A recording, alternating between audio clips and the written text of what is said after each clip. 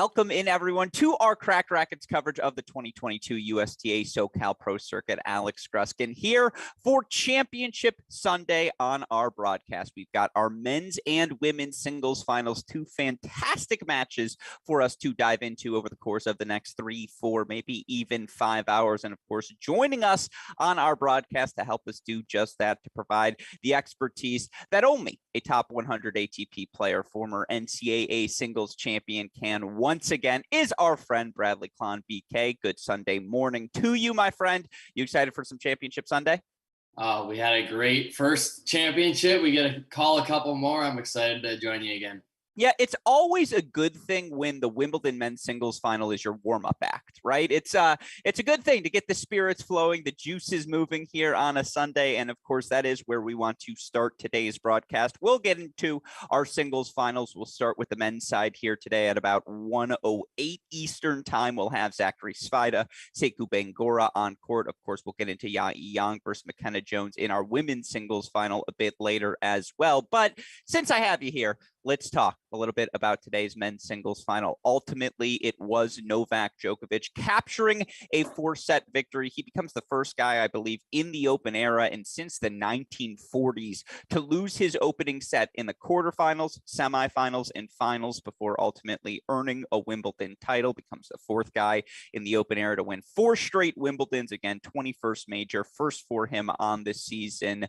Your reaction to another Djokovic victory at Wimbledon? Yeah, it's impressive, is putting it mildly. Just his resilience, all that he's gone through at the beginning of the year.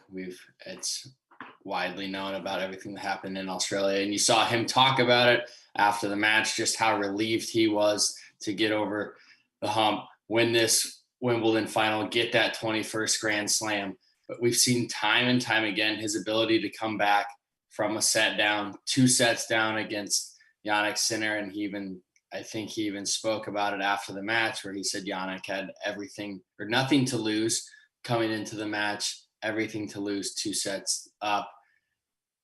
It's just becoming the standard for Novak. Just he has that belief, that confidence in his ability.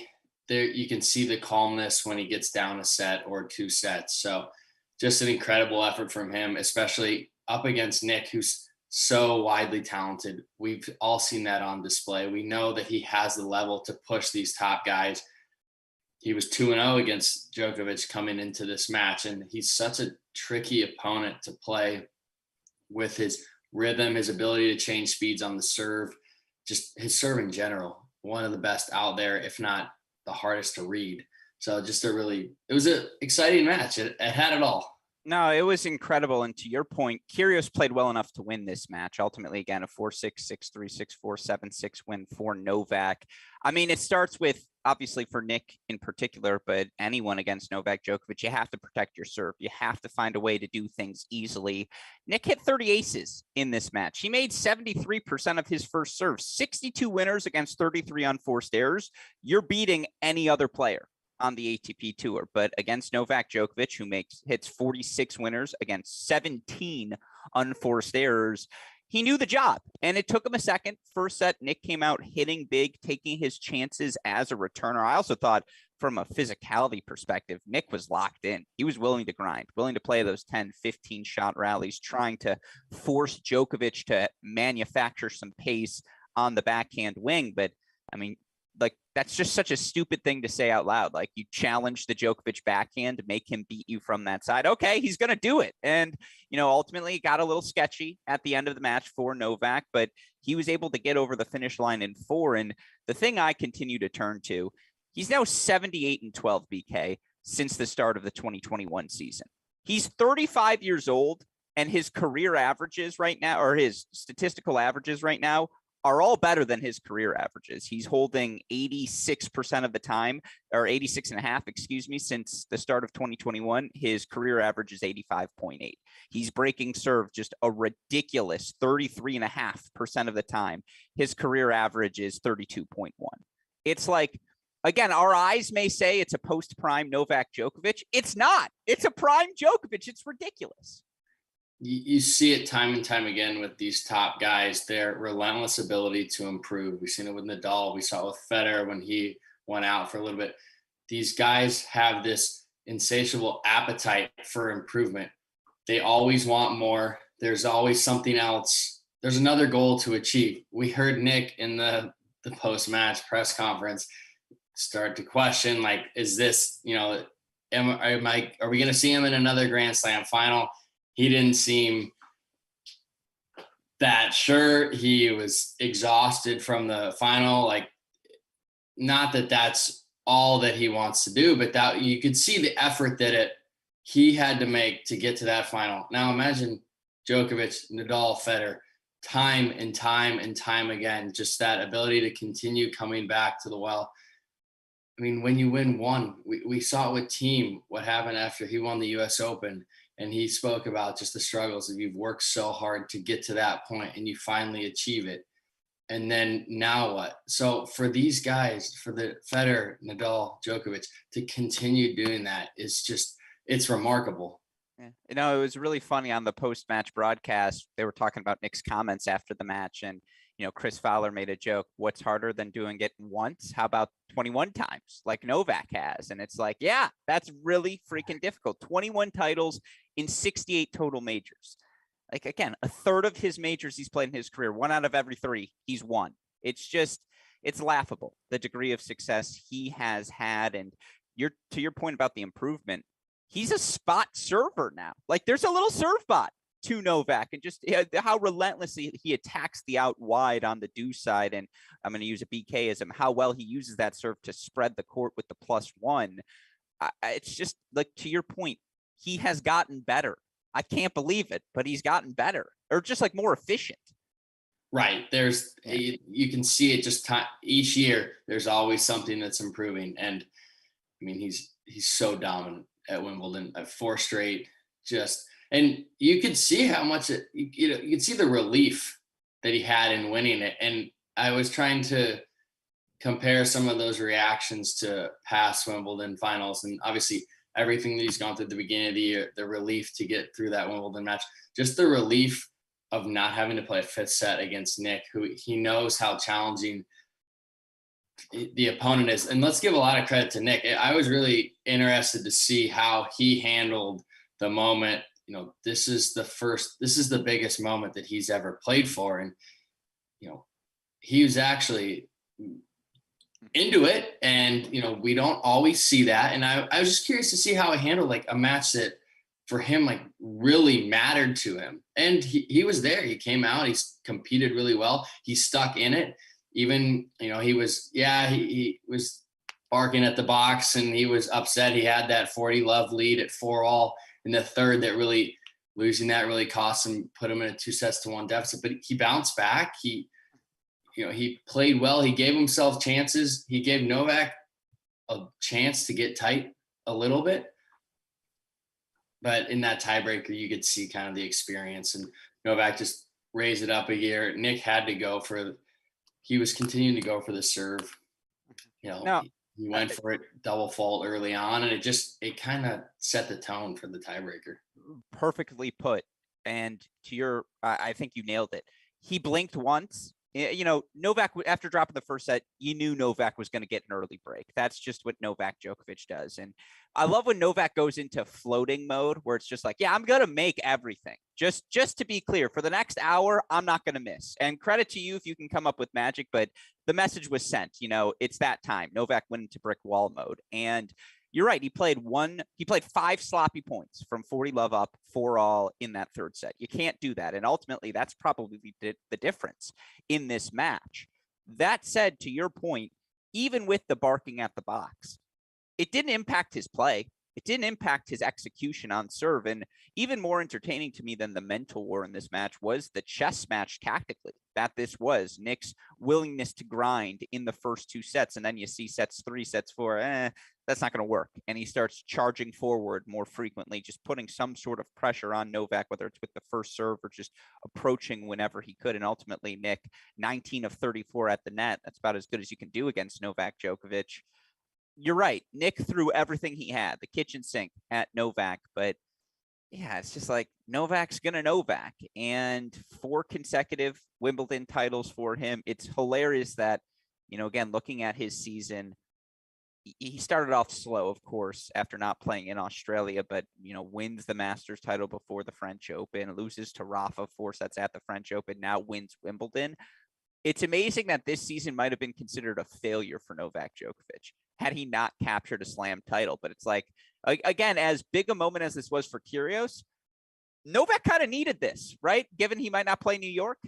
Yeah, for sure. I mean, he's talked about the importance of, he's been going for that slam, the records in slams. And now all of a sudden he only is able to play half of the slams. We'll see what happens in New York. Obviously now, as it stands, he's not able to, but yeah, this was a big one for him.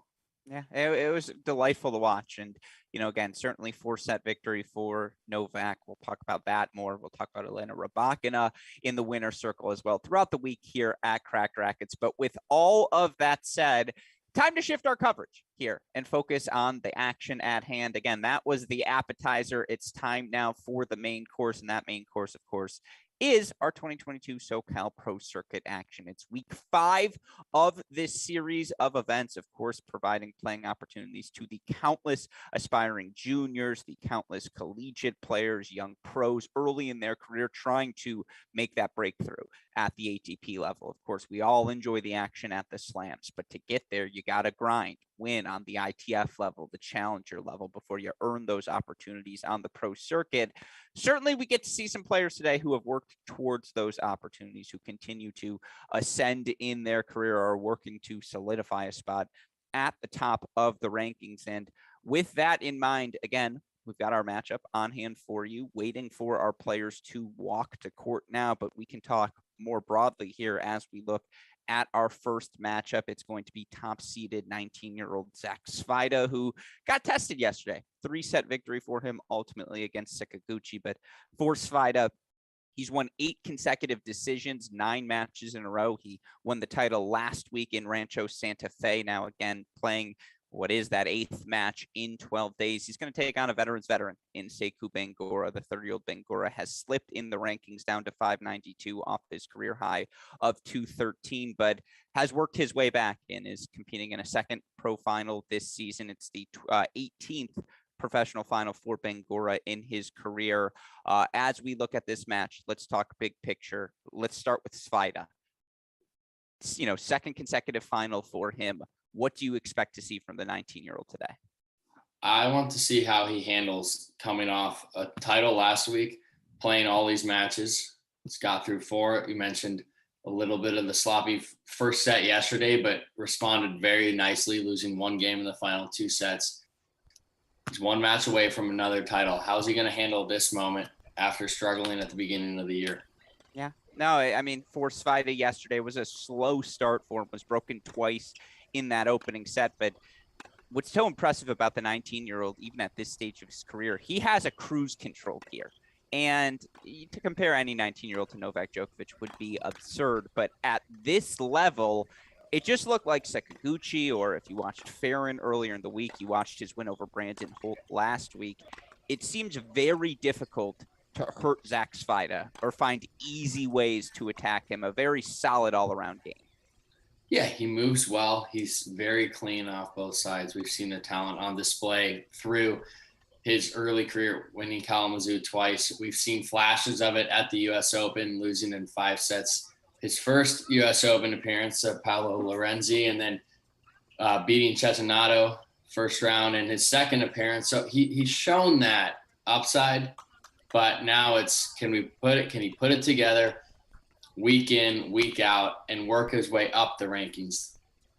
No, well said. And certainly we featured this in our trivia yesterday, and we'll have more trivia for all of you tuning in throughout the course of today's finals. There have been 3 players in the 21st century to win back-to-back Kalamazoo titles. Kalamazoo, the boys 18s U.S. National Championships, the winner of Kalamazoo ultimately getting a U.S. Open main draw wild card. Those 3 two-time champions of the 21st century: Zach Svajda, Jack Sock, and Donald Young. Now, obviously, Sock, Young both went on to be top 100 players. For Jack Sock, a top 10 player with Grand Slam doubles titles and a Paris Masters singles title as well. Now, again, not to say it's a guarantee, of future success, but that's the pedigree Svida carries into this match. And certainly, again, Svida, having won last week's title, has momentum on his side going into today's final. But as I mentioned, it's a tough test for him. Another guy, not a lot of weaknesses in the game of 30-year-old Sekou Bangura. Bangura really played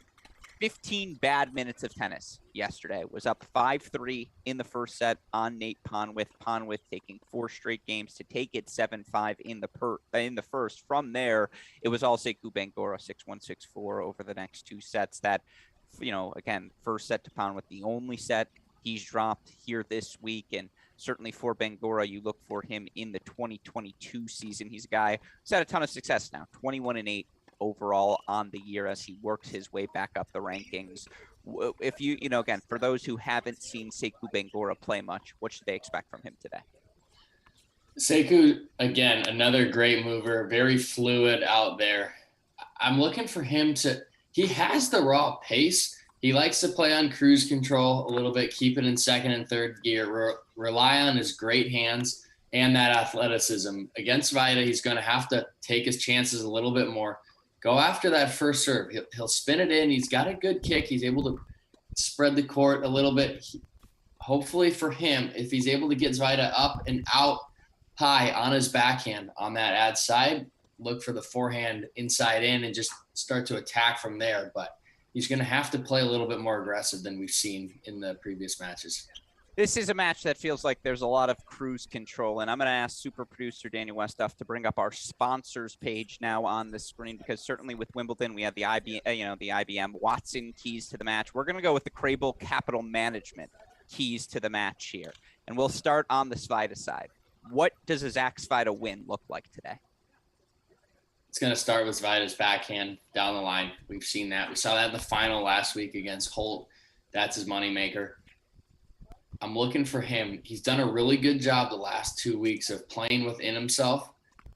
Like we saw yesterday, Sekiguchi didn't really have anything to hurt him. He's been tough to put on defense here. So he's got to use that to his strengths, play within himself, wait for his opportunities.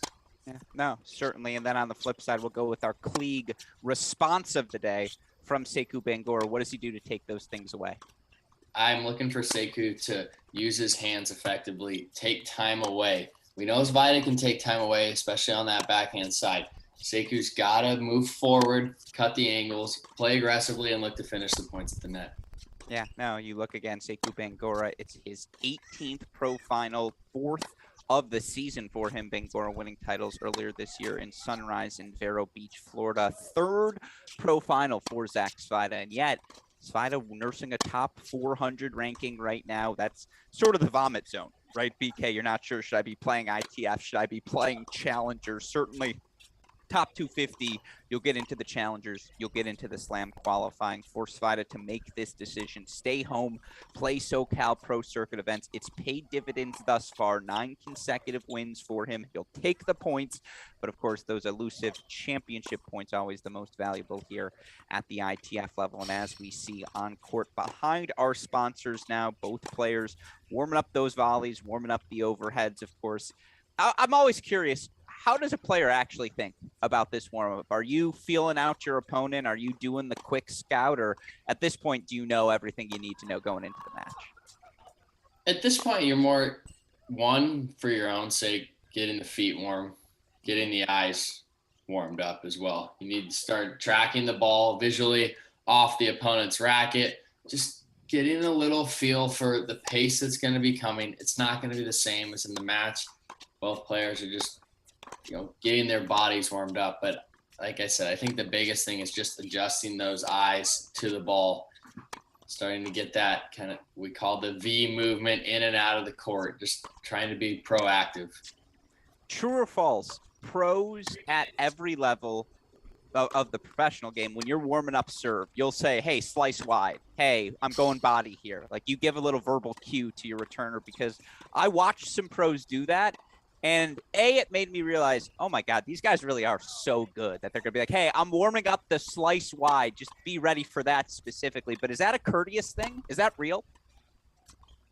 Yeah, it is. Okay. I guess I'm thinking more in terms of practice. You're generally letting guys know. You'll see a lot of, especially with ball kids on court, you'll see a lot of players serving cross like we're not seeing here, where they're both kind of serving to each other. So in that particular instance, yeah, you give a little nudge. Hey, I'm going to go wide, T. Just, everyone's got their patterns where they start wide, do that, then T. But just a little courtesy to let everyone know. You can see nobody's practicing returns, really.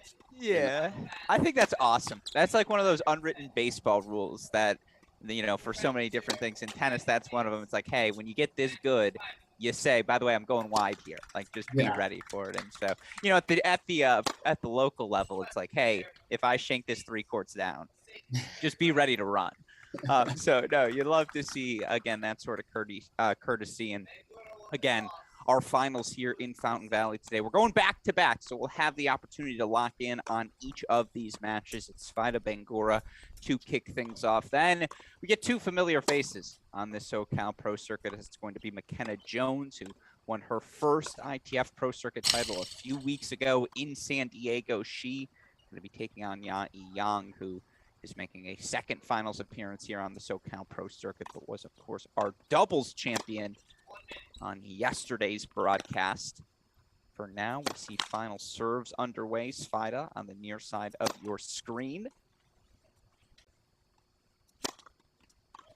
Again, should be a very solid match. You don't see any definitive advantages for either of these players, really. If we were to have our check mark boxes, it'd probably be 3 checks across the board for each. Maybe Bangura, the better volleyer.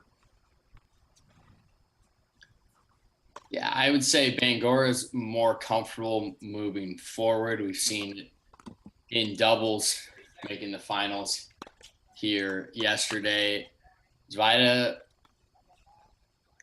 I'd give him the slight edge on the backhand.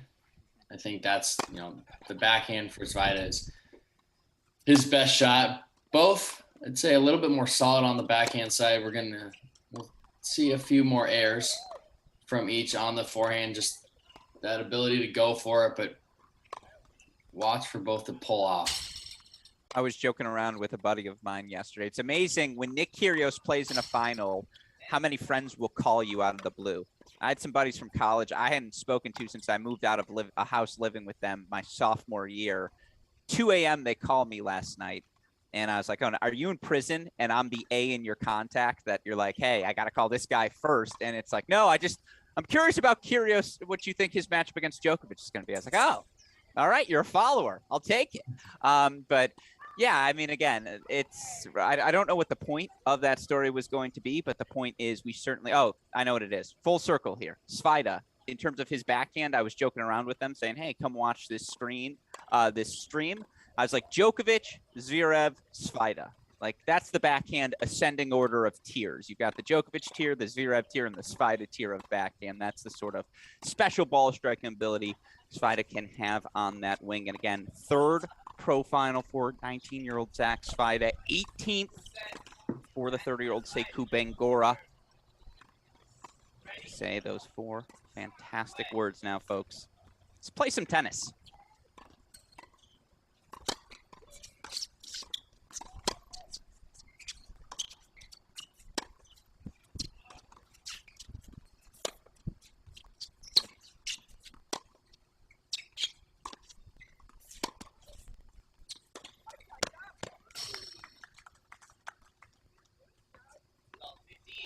That's the sort of tennis we're getting in today. Buckle up, folks. Grab your snacks now.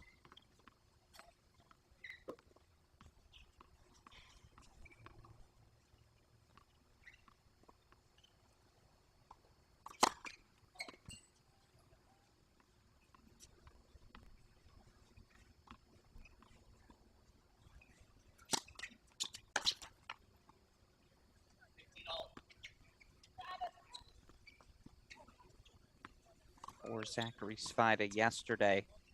Again, a 3-set victory for him over the 5th-seeded Sakaguchi. Got off to a similarly slow start on serve. First serve percentage proceeded to get better throughout the match. That's one of the things I wonder, does he focus on today from the start, BK? You saw a good first serve +1 action there. Yeah, yesterday we saw Zvida get up the early break 3-1, seemingly on cruise control, and then lost a little focus in the next two service games. So that's what I'm definitely looking for from him today. Is just, can he take care of his serve, get ahead in the games early, and just try and relieve some of that pressure on the serve. It's a nice start for Zachary Svida. Holds at 15 to get us going for One Love. Of course, you can see a top corner of your screen. A huge thank you to our sponsors across the board, whether it be the Klieg family, Crabels, Wilson, Southern California Tennis Foundation Association, Bryan Brothers as well. We're also going to have trivia for all of you tuning into the chat. That trivia, what are you competing for, you ask? The opportunity for a 30-minute virtual tutorial about all things in your tennis game from Grand Slam winning coach, former Grand Slam winning player as well, Paul Annacone. Throw that first trivia question up on the board now, super producer Daniel Westoff.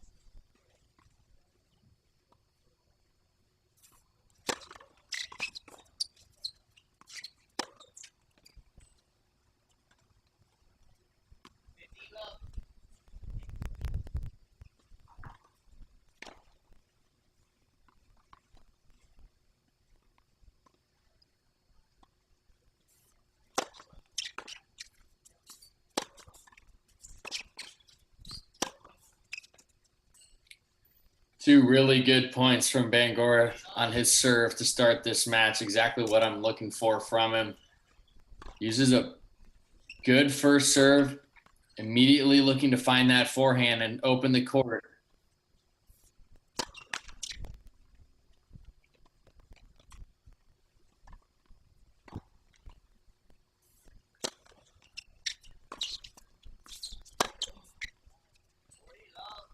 Stepping into the ball early.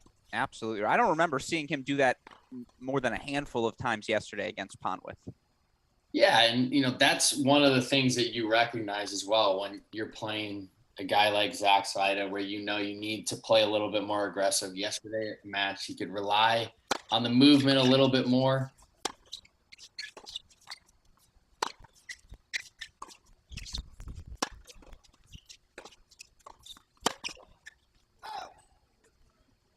Today, he recognizes that he's going to have to go after the forehand if he wants to have success later in the match. There you say, maybe that one, I mean, no such thing as a good miss, but that's the miss you want to see there, that forehand. Yeah, there's definitely, there's good misses and bad misses. And you want to look for him to attack, and if he's missing the ball going for the right shot, that's just execution. The double fault always a tough miss, as we see there. Early one first of the match for Bangura. Still another game point here, 40-30.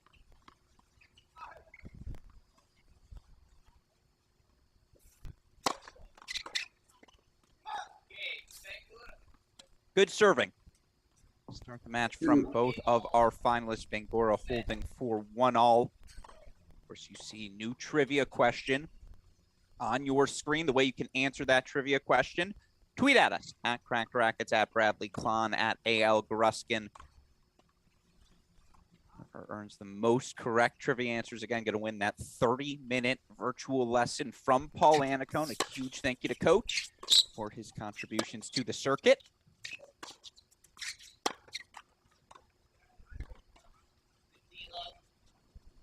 Question we have for all of you: 8 American men reached at least the third round of the 2022 Wimbledon. When was the last time that many American men reached round 3 at the year's third Grand Slam? My hint for all of you: think golden era of men's tennis. That's my hint.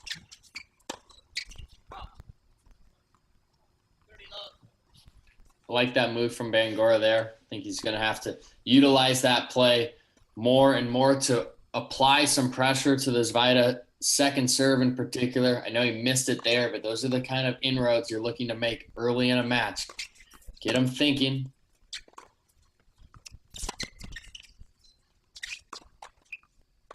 What a combination of forehands there from Zach Svida in the outer thirds. That's the fluidity you were talking about, BK. Yeah, you can see just the effortless movement from Svida. Excellent depth there on the forehand. Return sails long. So it's Svida. 2-1 lead on serve here. Quick pace to start our men's singles final. Again, you see it on the board.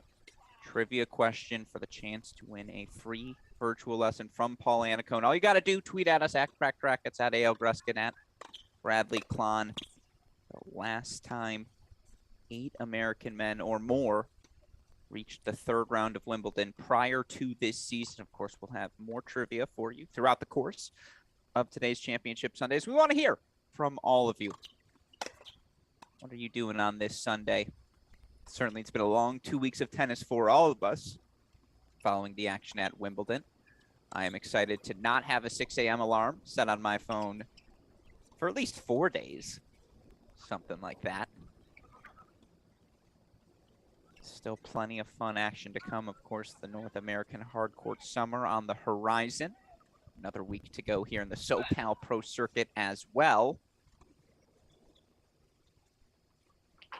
We'll be back next weekend with our continued coverage. Perhaps we'll see Zach Svida again. Just talking to Zach Svida's coach at the moment, Rick Bukta. Svida's also been training out of the USTA facility in Carson with David Nankin.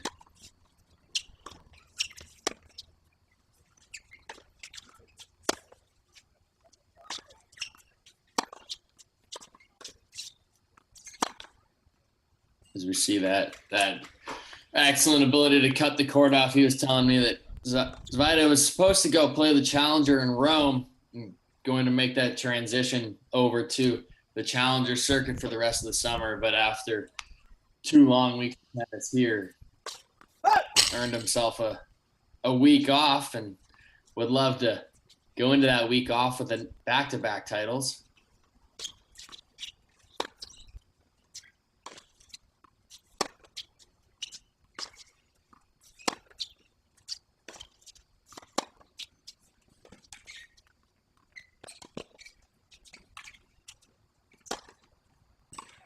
Boy, when it looks good, it looks very good. From the 19-year-old Zach Svida, in control, opens up the love 30. And this was a topic we discussed yesterday, BK, but that idea of chasing momentum, chasing success, regardless of what happens today. You go 9-1 over a 2-tournament stretch, you're feeling good about your level.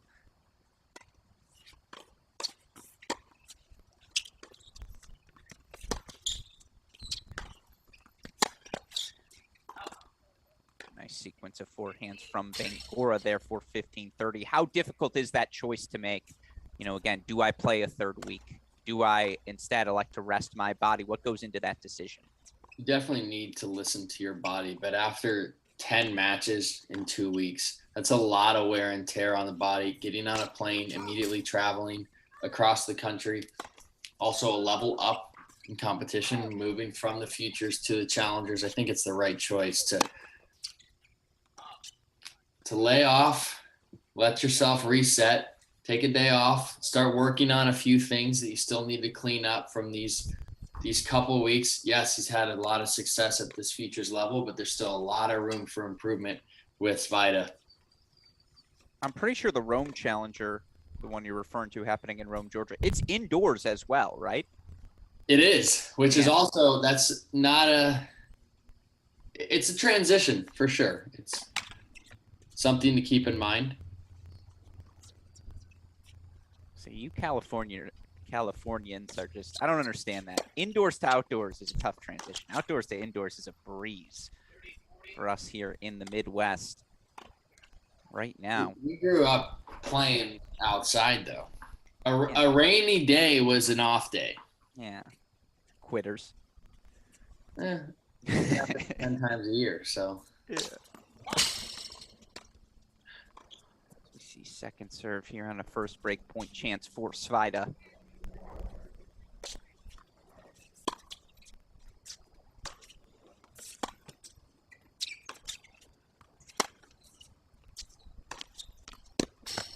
That's been the ball for Bangura, and it feels like that ball may dictate this match, BK. I like the way he's really looking to get around the backhand, find the forehand. We've seen multiple inside-in winners to start this match, only in a second service game, and already looking to establish that play. Pushing Svajda to the backhand, opening up that forehand a little bit more.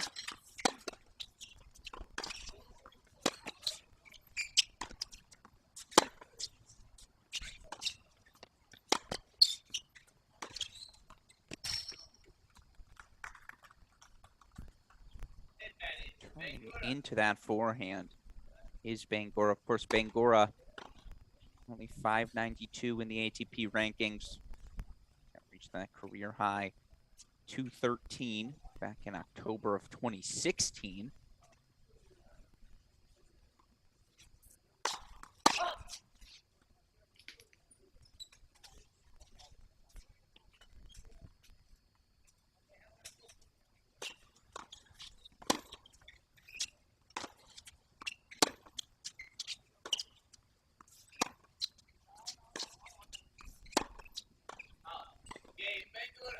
Svajda sails long.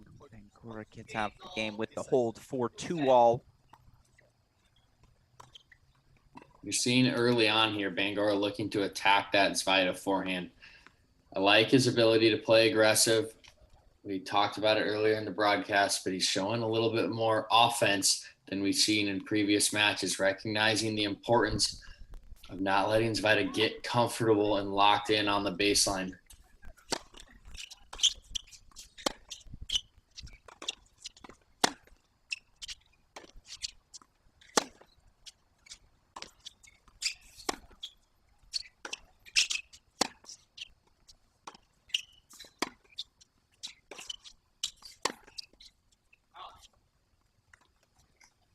Couple of backhand errors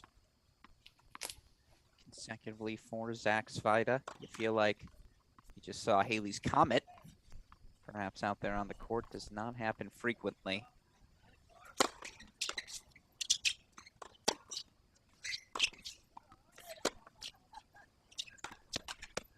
Ooh. Really smart change of play from Svajda. We saw that a little bit yesterday. Electing to take the pace off, give it some air. That's a really difficult shot on the backhand side. Landing that high topspin short, forcing Bangura to cut at an angle in. Get it before it gets above the shoulders.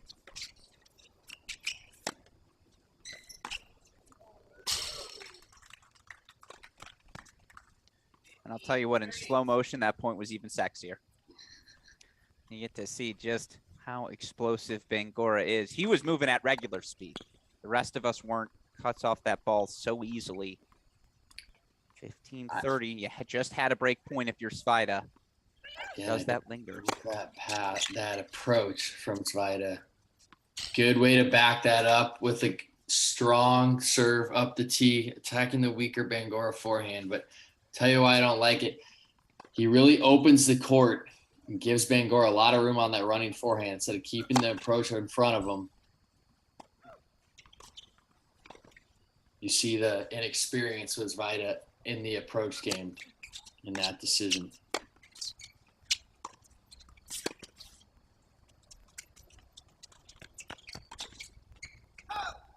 Just floats that one a little wide. So an early break point chance for Bangura opportunity here.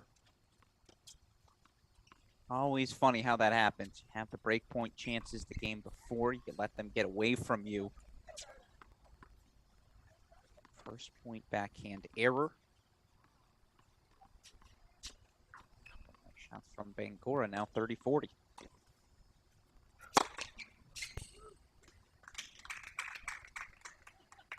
All right.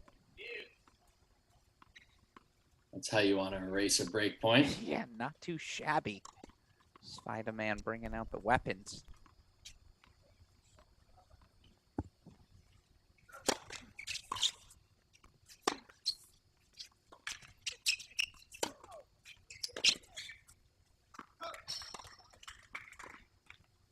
like that court position from Zvaya a little bit better. You saw earlier in the game, it's almost out of our screen. Starting to impose his will a little bit more on that serve, +1, holding the baseline, using that good diagonal up to the forehand. Bangor goes big, but goes wide. Svida responding with a tough hold of his own 4-3-2. Both players now having faced break points on serve. And again, Alex Gruskin, Bradley Klahn, thrilled to be joined by any of you here on this Sunday afternoon. A little bonus tennis after, of course, the Wimbledon main event earlier today. And the good news, still got another week of this SoCal Pro Circuit. Week 6 continuing next week at Lakewood. Of course, always great. You go Kramer Club, Los Cab here this week, Lakewood next week, hitting all the staples of the LA tennis area. So great to see these Pro Circuit events being provided. We'll, of course, continue our coverage next weekend, Saturday, Sunday, with our semifinals onward coverage of singles, doubles championships on Saturday as well. Did you think tennis stopped after the majors? No, no, no, my friends. It's a 60-week-a-year sport. Right back in Newport and Bastad on the ATP Tour. Next week, Newport's always one of my favorite stops. Bummed to be missing it this year. I was still, I'd say once he made the finals, it wasn't going to happen. But going into the semis, 8% chance Kyrgios would have tried to play Newport anyways, just because you can't miss it. You're at the Tennis Hall of Fame. Grass courts. How much he's played it. I feel like he's been there a couple of times. Yeah. It's a tough, you see a lot of the Americans play. It's obviously, it's a difficult transition. You think Wimbledon's the peak of the grass court season, and then no, we'll pull a fast one on you. One more. Yeah, exactly. But it's a long trip for Europeans to make. Really?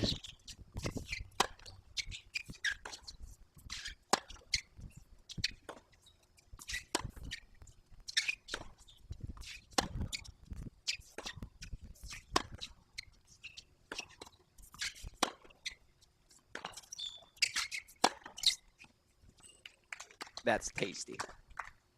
It's excellent.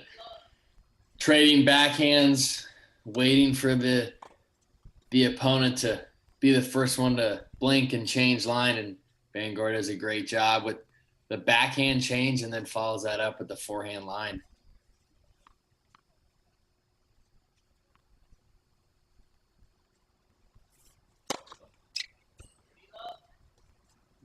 But to finish my point earlier on Newport, it's difficult. It's a little bit like a lot of the Americans going over early for Monte Carlo and then having to stay in Europe through the clay court season. Then you make the decision to come back or stay through the grass court season. For the Europeans, you have to make that decision. Do you come over and then stay through New York, or do you come and go back, or do you just start over in Europe? Plenty of choices, right? I think about, you go Newport, Los Cabos, pop over at the John Isner Open in Atlanta, maybe a little City Open action as well. You're right. It gets off to the races. Yeah. I'll tell you what an American for us. We have 2 Americans on screen, but it's power hour for Jensen Brooksby, another California guy. He's got so many points to defend, right, over the next 4 months. Yeah, and a little bit of a, starting to experience some of those growing pains in his second year on tour. It's not surprising as everything is new, and now you really start to get into your career. But he's done such a good job of figuring things out at the beginning, and electing not to play in Newport, actually take some time after the long clay court season, stayed over on the grass after.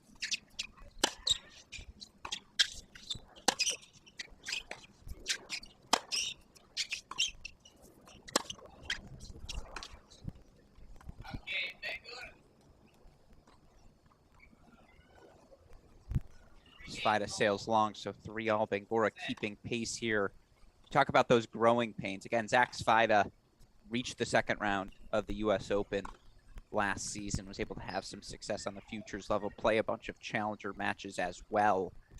But for him, he was 3-10 coming into this SoCal Pro Circuit 2-week stretch. Now 11-10, 12-10 if you include the withdrawal after these 2 weeks.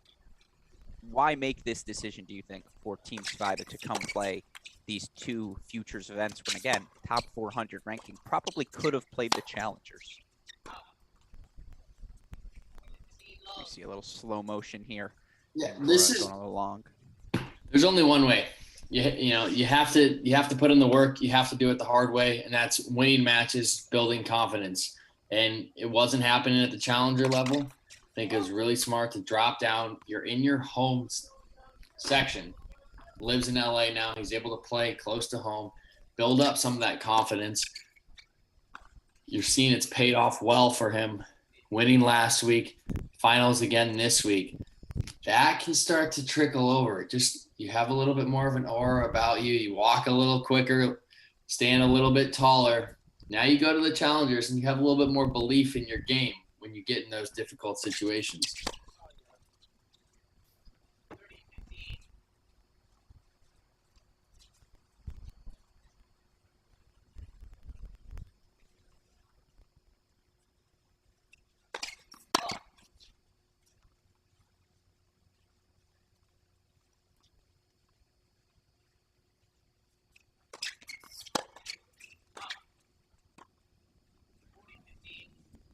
A little long on that forehand from Bangura, but it's the mentality we've seen from the start of this match. He is going to go after anything he can strike early in the baseline, BK.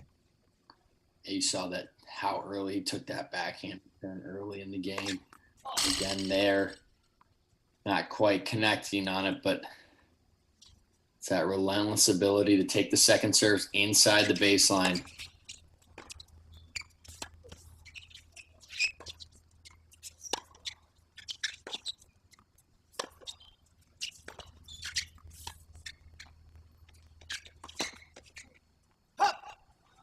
Little unlucky there.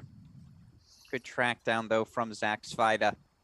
Yeah, the reason that's so effective for Bangura is you saw it again there, how far in he was on that second serve. It starts to get into Svida's head. I need to do a little bit more with the first serve or make sure that I get enough first serves in that I'm not giving him a look at a second. And then on the second serve starts forcing him to try and do a little bit more than he's comfortable with. Svida able to find a first serve when he needs it. And to his credit, Svida 16 of 22, making 73% of his first serve so far. That's part of the reason we've yet to see a break of serve in this match. 4-3.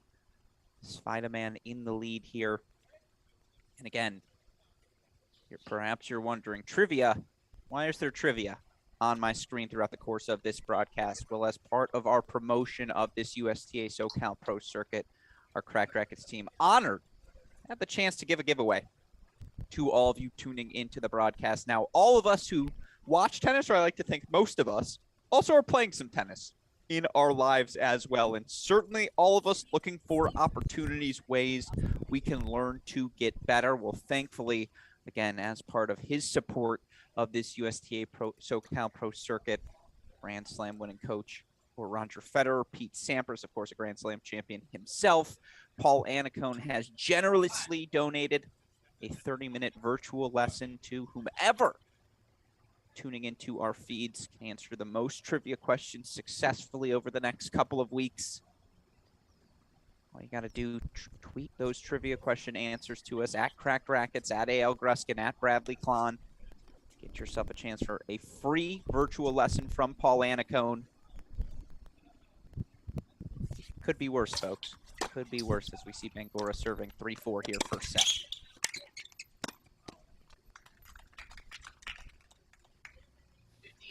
By the way, I mentioned the first serve percentage for Svida at 73%. Bangura, polar opposite so far. 10 of 20, 50% on the first serve so far. Hasn't hurt him yet.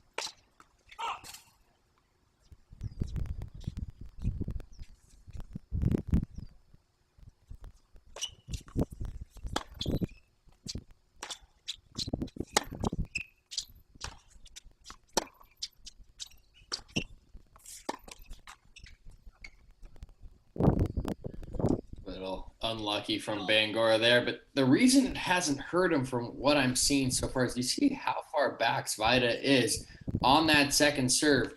Normally so good at timing the return. He's electing to give himself a lot of time, let the ball come down and give it a full swing, but he's not really pushing Bangura back at all. And Bangura, that is able to get good hits on that first shot.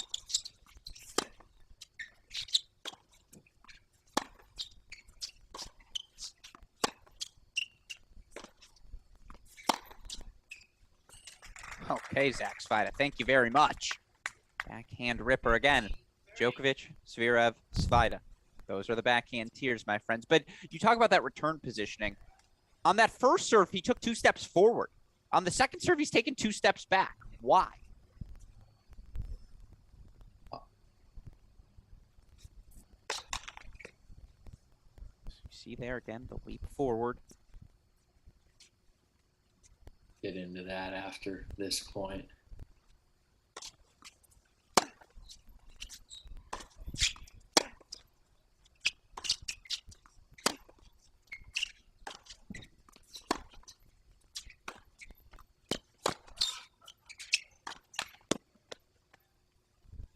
So the reason you do that on the second serve is you give yourself enough time to take a full swing on the shot. You can see the way the trajectory of Bangura's serve is. It's actually on its way down, losing pace by the time it actually reaches Svajda. On the first serve, guys have such big first serves these days. It's more about using your momentum, timing the ball, moving forward.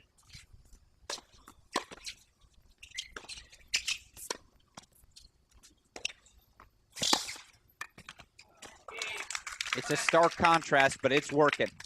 Zach Svajda with the break. He'll serve for the opening set now, 5-3. Do you enjoy the tactic as it's being used today? So far, I think he could have a little bit more success if he's standing up on the baseline and using the hands and his ability. We've seen it on the first serve there. He's handling the pace of the Bangura serve fine. The only thing, since we're not there, we can't get a great read on the court.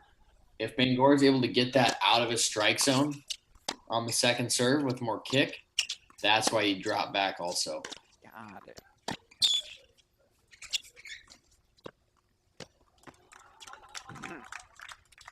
I do think Svajda is better on the baseline, though, just from a point perspective.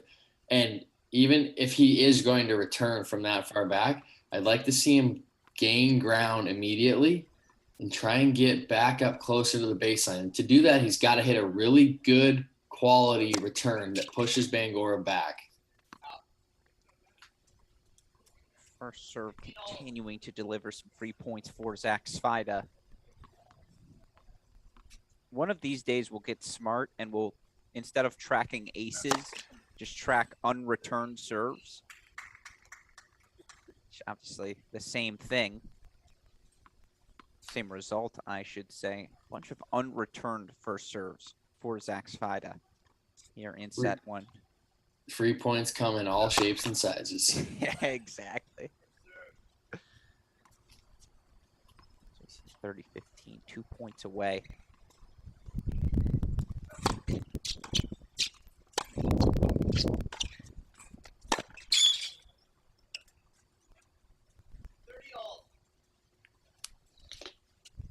How replicable is that ball? That feels like it's the question for Bangura. When he stepped into that forehand and landed it, particularly attacking that two-side Svajda corner, it's had success. Feels like that's a tough shot. Replicate throughout the course of this match.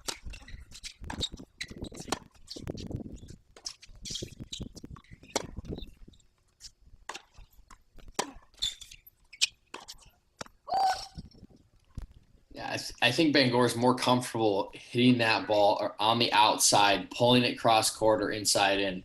That seems to be the replicable shot. It's how often can he get that ball? How often can he structure the point so he's able to funnel it to his forehand from there and get Svajda off on the backhand side. You saw him go for that shot there. He'd already had Zvida pretty far out of the court. Overcooked it a little bit.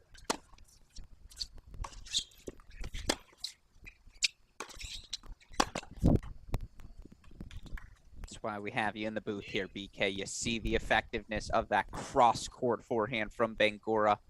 He's able to turn his shoulders into that ball. Generate some serious sting. 1 set point fought off. We're at deuce.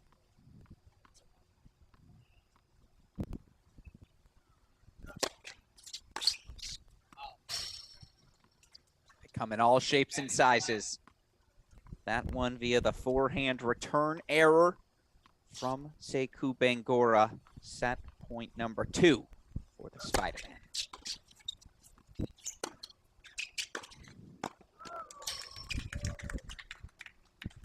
And just not enough there on the approach. You see just a little bit of that hesitation from Zvida. Didn't quite move up with the same authority that we've seen when he cuts those angles at the baseline. And just that moment of hesitation, a little dip in the pace gives Bangura the look. I'm going to go Yiddish on you for a second. Needs a little more chutzpah. A little more chutzpah behind that shot. That's chutzpah. Down the tee, authority. If you're going to wear a backwards hat, you better be able to do erotic impression. Looked pretty good there. Set point number 3. Or Zach Svida.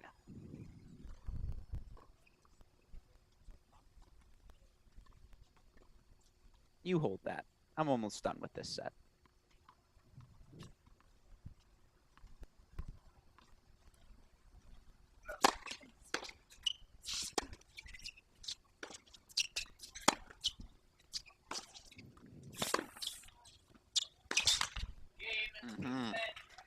It's been the inside-out forehand. Piled up some errors for Sekou Bangura. That's smooth sailing, though, from top seed Zach Svida. Now 1 set away from a 10th consecutive victory. Back-to-back USTA SoCal Pro Circuit titles. Well, with that said, we've got a quick break in the action. We've mentioned the support we've gotten from so many sponsors throughout this court of the USTA SoCal Pro Series.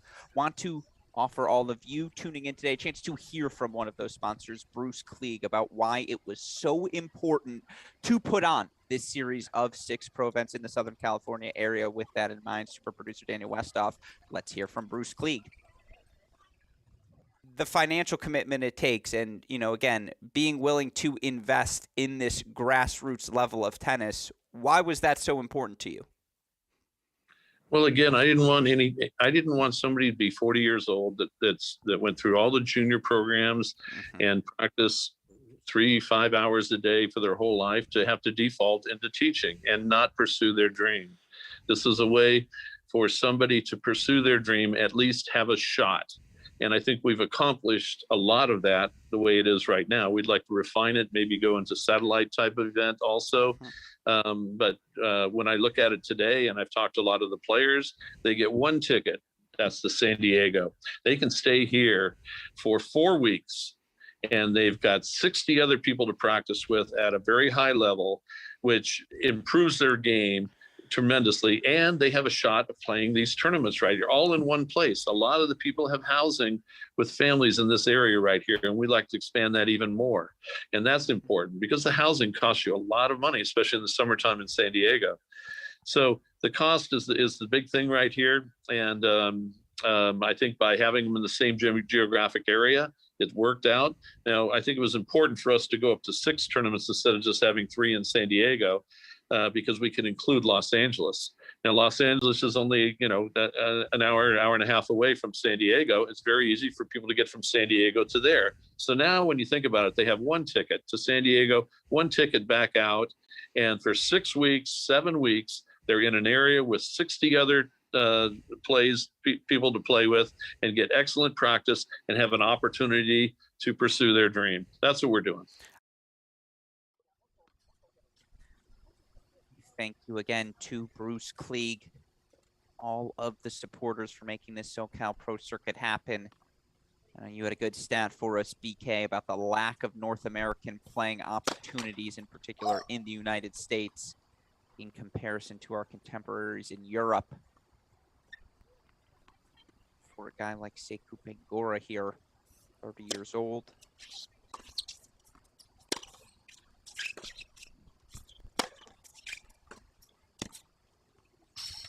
All there from Svida, but for a guy like Bangura who's been injured, hasn't been able to play the full complement of matches these past couple of years. Obviously, that's an experience you can relate to yourself. How valuable are these playing opportunities here and to have them in Southern California? It's so helpful just to have these all in a location you can travel within a couple hours by car. Playing matches is so valuable at this level. You need to gain that experience week in, week out.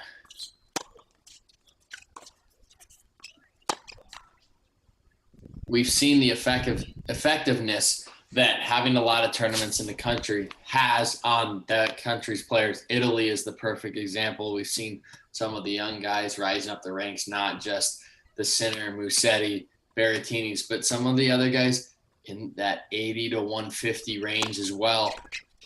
That's what the U.S. needs. Just more playing opportunities,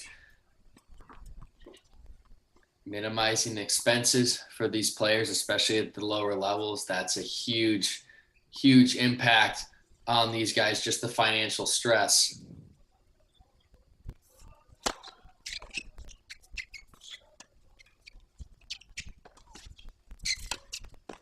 Strong start for Svida.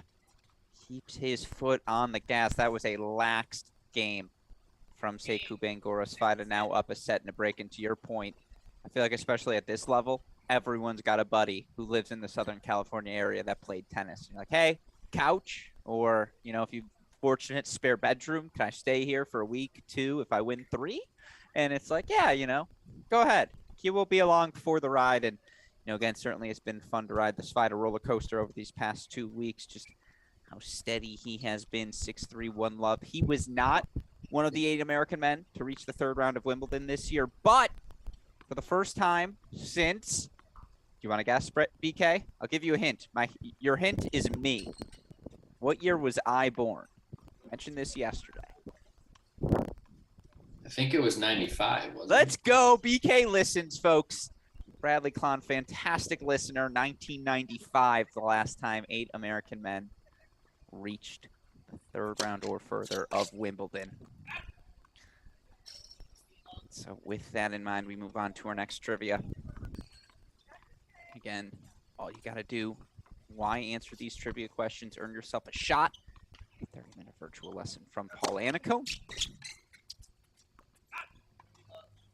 No lessons needed for Zach Svida right now as he's in cruise control on our new trivia. Only 2 women have reached at least the 4th round in singles of every slam played in 2022.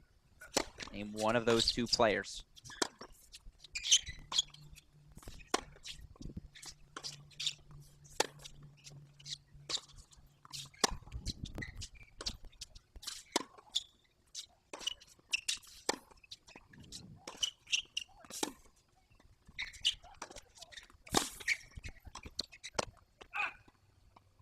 He missed that?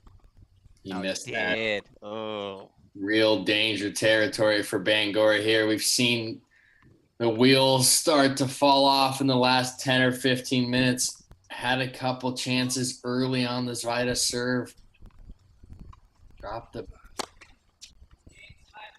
Dropped serve to go down 5-3, and really since then has seen the energy dip. You saw, and I can start to see the head kind of drag a little, and we've seen that fluctuation from him from time to time. We saw up 5-3 in the first set yesterday, lost 4 straight games, came back very strong in the second set.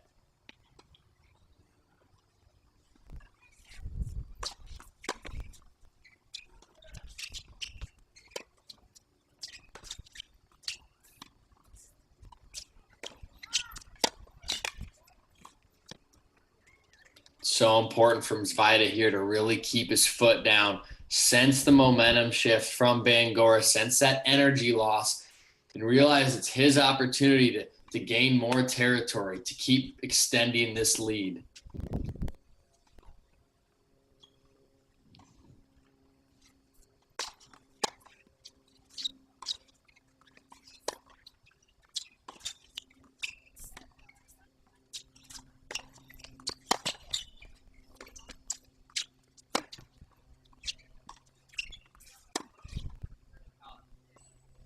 Sails on him there. Someday, we'll give it 10 more years till he retires.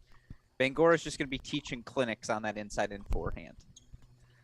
Just his weight balance, start to finish in that shot. It is clinical. You can see the way he hits the forehand. He really gets the outside of the ball well. That's why he's able to hit it so well, but also that affects the inside-out forehand. He's not able to hit the back of the ball. You can see when he does try to go to the inside out how it kind of tails toward the middle. He's not able to really break the sideline on that side. But yes, to your point, he's able to hit that inside in from anywhere in the court and still really pull Zvida off the court.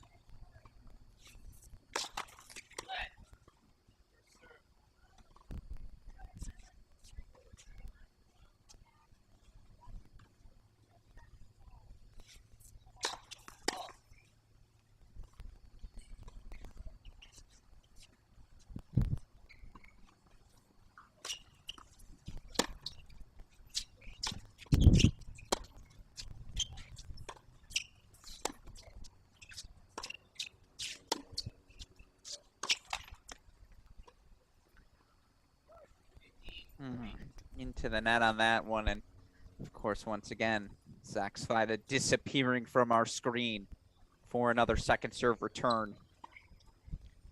He's playing that ball in Rancho Santa Fe, working his way back here to Los Cab.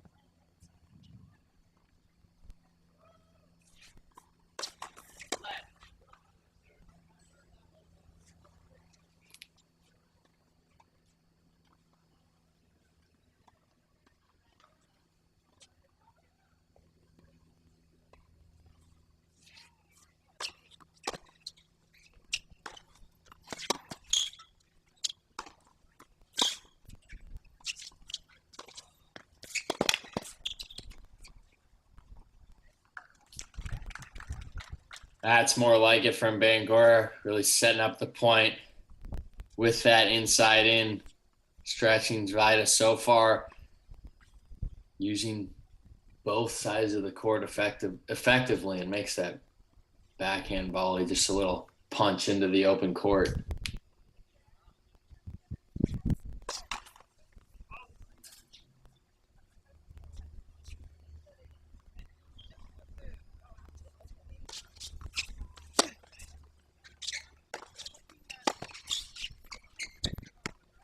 Love that play. Of course, scoreboard a bit behind. We're back to deuce now. And it does feel like this is a now or never sort of game for Bangora, doesn't it, BK?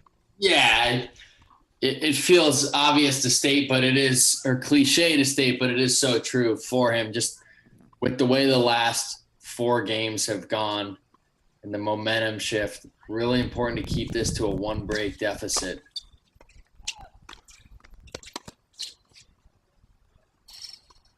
You're starting to see a little bit more of that aggression now. What we saw early in the match, really looking to dictate with the forehand and move forward. He's been successful twice at the net, again there, taking that forehand well inside the baseline.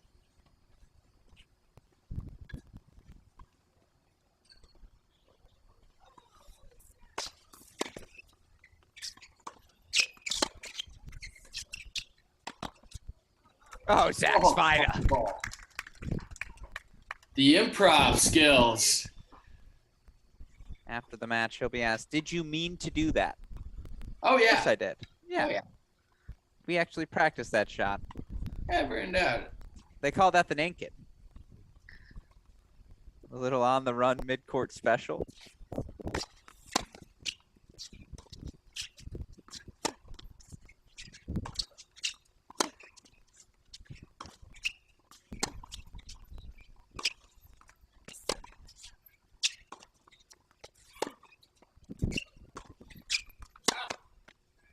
Yep, missed that one long. So another break point chance here for Svajda. It's just so smooth. I know we spent a lot of this match talking about Svajda, but he's made fewer than 10 unforced errors. Just again, saying, okay, beat me. I dare you.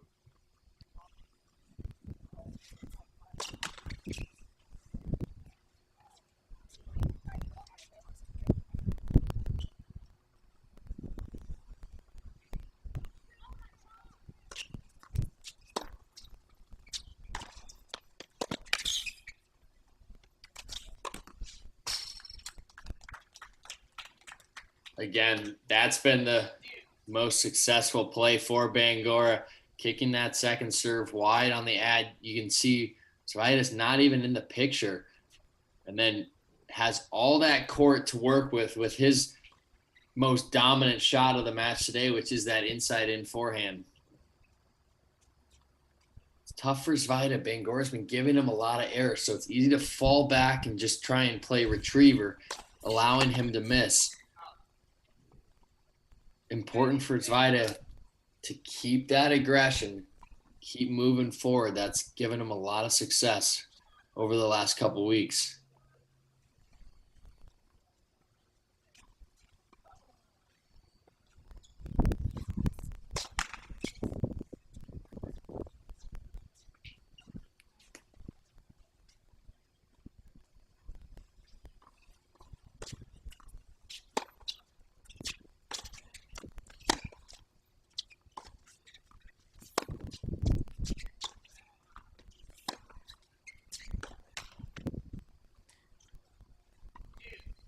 You look for Sekou Bangora as we go back to deuce here.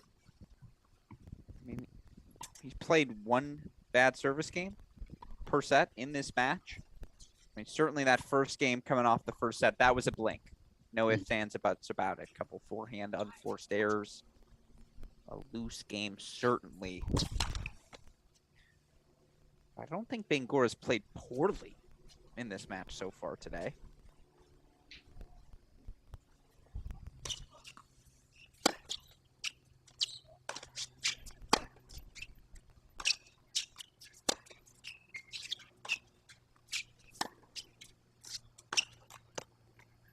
The results of a match hinge on just a couple points and the most timely points, right?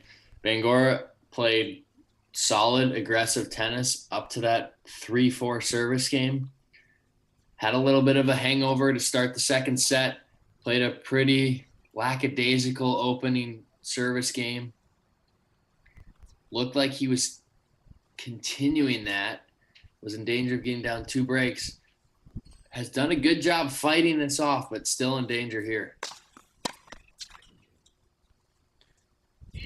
Go back to deuce now. Sekou Bangora on serve for the match, making just 53% of his first serves. He's 22 of 43. 51% of his service points. Every point's been competitive. Svajda just able to generate some depth. Just about every turn, get things back to neutral. That's the one you got to capitalize. It looks like, did he send that wide? He did. Missed that one.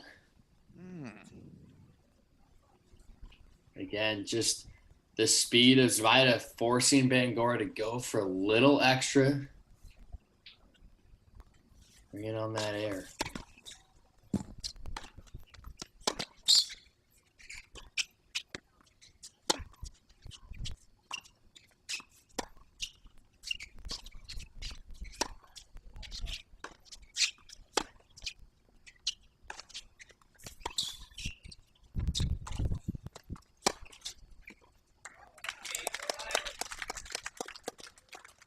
Again, that running forehand pass from Svajda.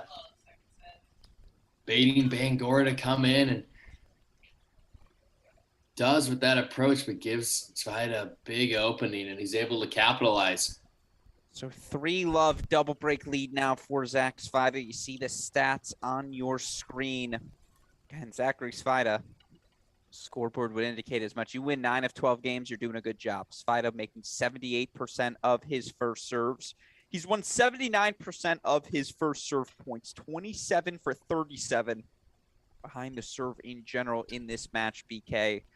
I mean, yeah, if you've dropped 10 points on serve in 6 service games, things tend to be going well. He's had some free points won on serve, but what has been so successful in those service games for Svajda today? He's getting up in the games early, right? He's not getting in those love 15, love 30 holds. I think that's really key. When you constantly put the returner under pressure, you constantly build that lead. You start giving yourself the freedom to play bigger in the games, playing with a little bit of the cushion. That also translates to the return game. When you're holding serve easily, you free up a little bit. You don't feel that constant pressure on your serve. Now it gives you the ability to take more risk. So you look now, Svajda. Again, 6-3, 3-love lead, closing in what would be a 10th consecutive SoCal Pro Circuit singles victory, back-to-back titles for the 19-year-old. He's only won 1 title in his career prior to the season, was at the end of last year, the 25K in Austin. Which coincidentally, Coach Rick Bukta was in Austin with him for that title as well. Clearly paying some dividends here, and obviously I'm sure Coach Rick, David, the entire team working with Zach know better than we do, BK.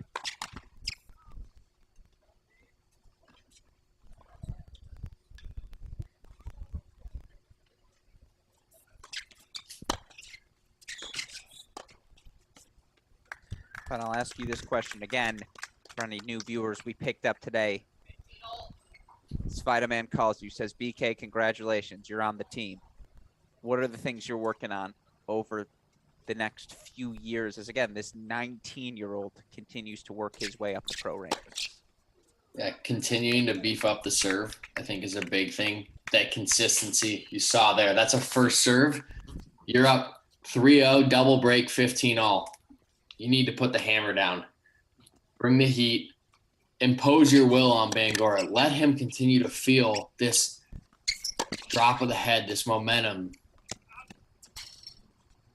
This is a perfect instance where if I'm working with Zach, it's all about the mentality of keeping the pressure on and bringing the A game.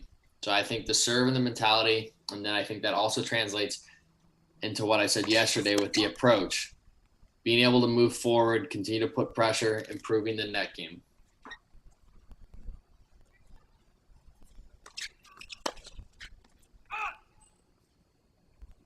Svajda facing his first 2 break points of the match since early. I believe it was his 2-all service game. In set number 1, fights the first off with a well-placed serve.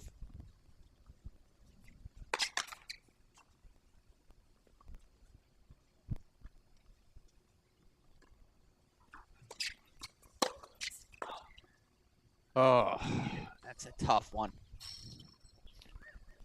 Went for the center target too, BK, just overcooked it. Yeah, right play. Those are the balls you just have to execute, especially when you're, this is do or die for Bangura. Just got broken to go down 2 breaks. This is where you generally expect your opponent, if you're Svajda, to make a little bit of a run, that last push, trying to get himself back into the match. But I've seen a couple loose return errors from Bangura.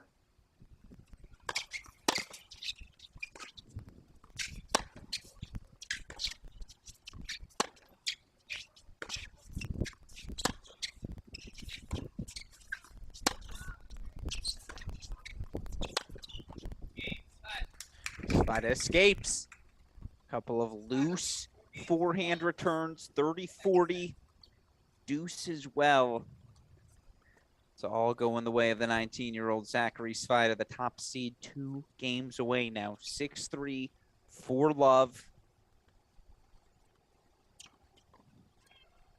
By the way, 3 minutes till we're going to change trivia, folks. 2 women reach the second weekend singles of every slam this season. All you got to do, tweet at us at Crack Rackets, at Bradley Klahn, A.L. Gruskin. Just need the name of one. Think you got it for us, BK? Do you think you can name either of them? Do you need a hint? Let me think. Let him brainstorm for a little bit.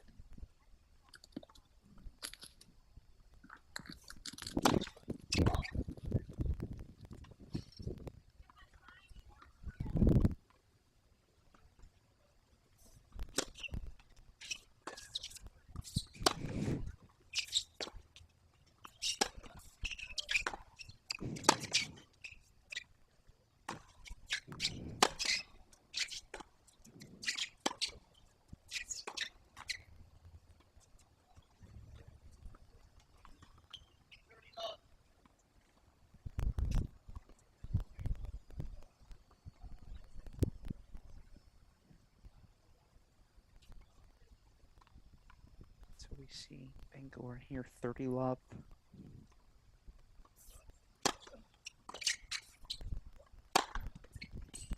Love that play. Little serve overhead action. Point chances to get on the board here in set 2.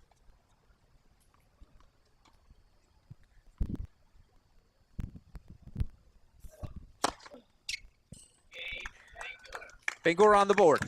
Big serving. Still at Zachary Svida, double break lead now. 6-3, 4-1. He's closing in on a 10th consecutive SoCal Pro Circuit victory. So with that in mind, we'll answer this trivia question here. Here's my hint to you. One's an American, and the other has the most impressive non-Iga Swiatek streak going on in WTA tennis right now. My 2 hints to everyone. You can tweet at us at Cracked Rackets, at Bradley Klahn, at AL Gruskin. Only 2 women have reached the second week at every major played this season in singles. Oh, Coco Gauff? One of them, that's not the American, beat Coco Gauff at this year's Wimbledon. Oh. 3 sets. Super producer Daniel Westoff knew who the player was. Not putting any pressure on you, BK, but he could guess the American. That just shows you what his life has become. Highlighting that I have not been paying attention as well as I thought I have. When I say also beat Osaka in Australia.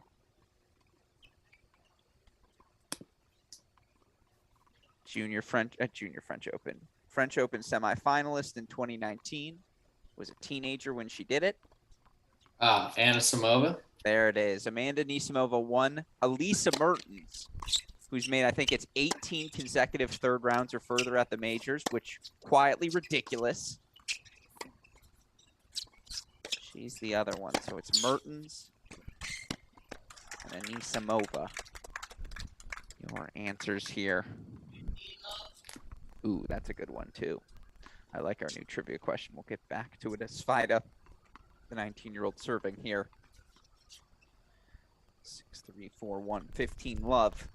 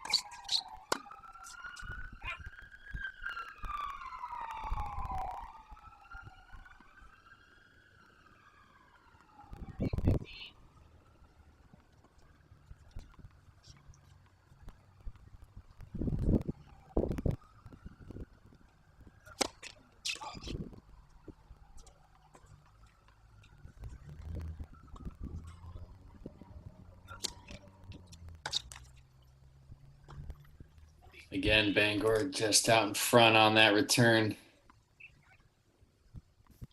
Seen a few more airs creep in. We saw how successful he was attacking the Svida second early in that first set. Since then, just been unable to find the range.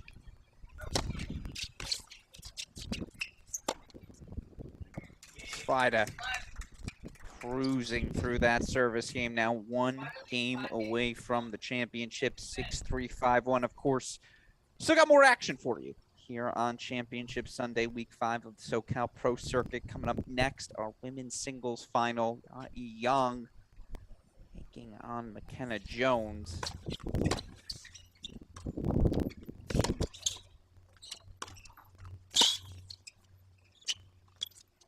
Ugh.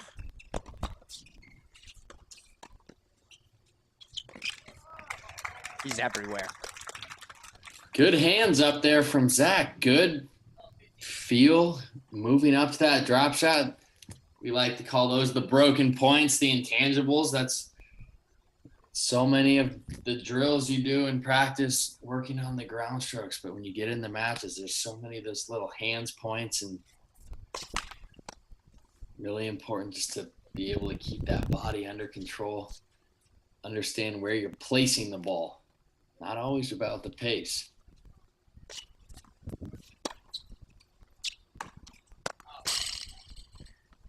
Svida now 2 points away. I've also noticed, and I don't want to say Svida's a bad volleyer, but non-natural volleyers, where it's not your inclination, if you make them improvise at the net, they're fine.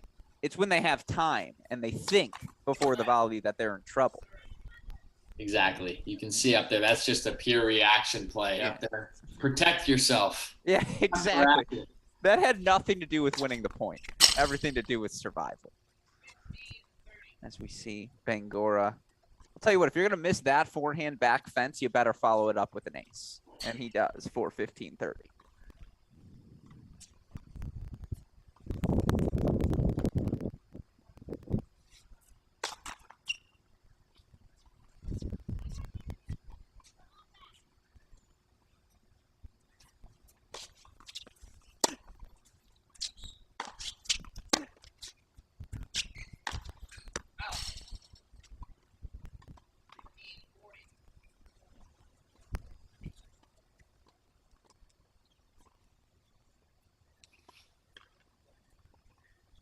Still, now match point coming up.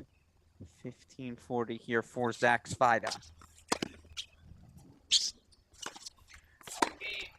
Forehand sails wide. It's the Svida man.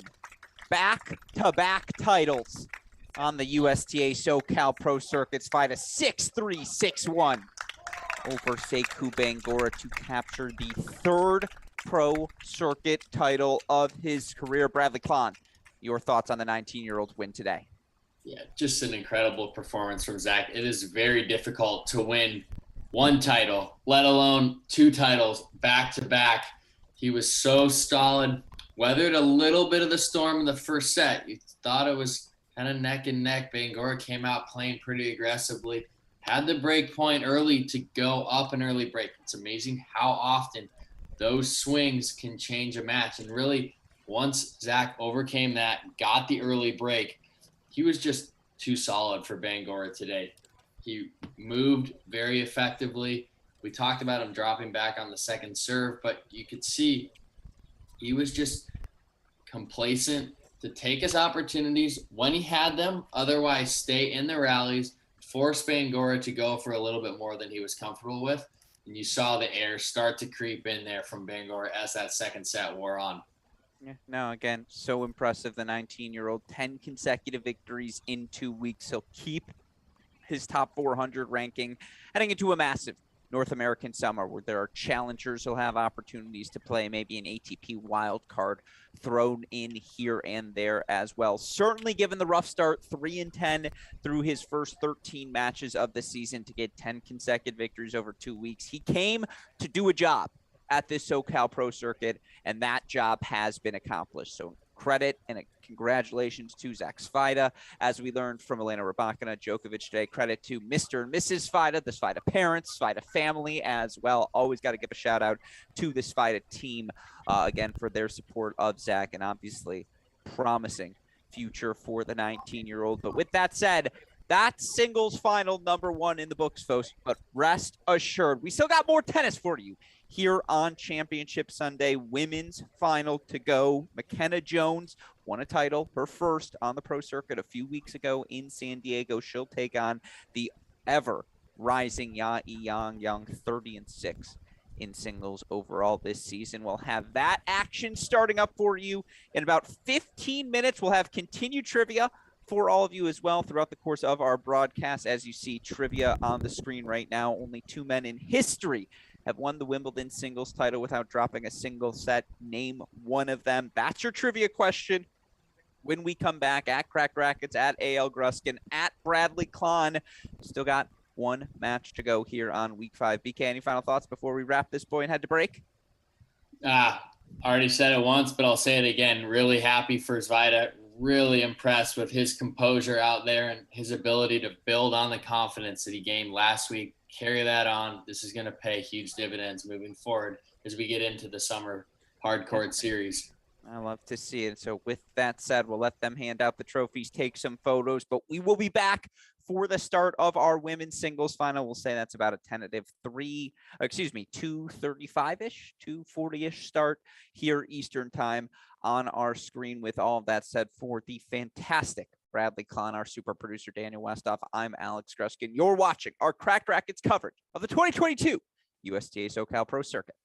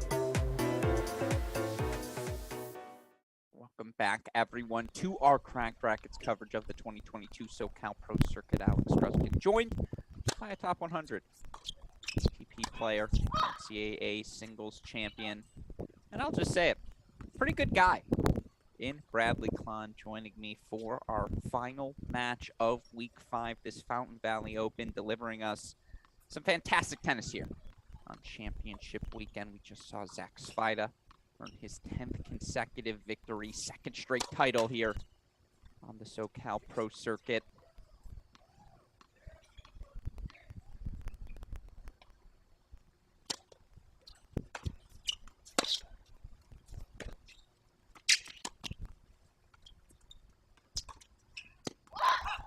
Now we get into our women's singles final. Two familiar faces for those of you who have joined us on our Cracked Rackets coverage of this SoCal Pro Circuit. Serving on the near side of your screen, one of the rising players on the WTA Tour. It's 18-year-old Ya Yang.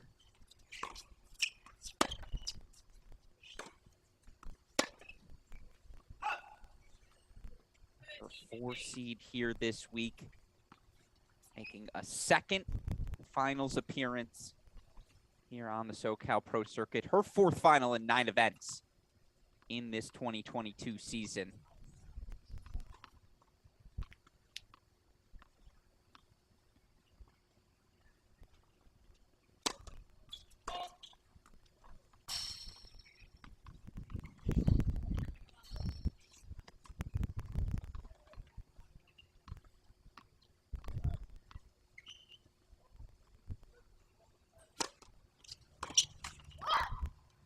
Ya Young, 30-6 overall here in 2022 coming into the match. BK, what makes her such a special young talent? Yeah, just that raw athleticism and power that we've seen on display. You could say that this SoCal Pro Circuit was a match made in heaven for her. She has torn it up the last 5 weeks, having so much success. Yesterday we talked about just the dominance throughout the year for her on the ITF Pro Circuit, but just that ability to relentlessly go after her shots. We've seen the power in singles and doubles. She does not hold anything back. There are no punches pulled on her ground strokes.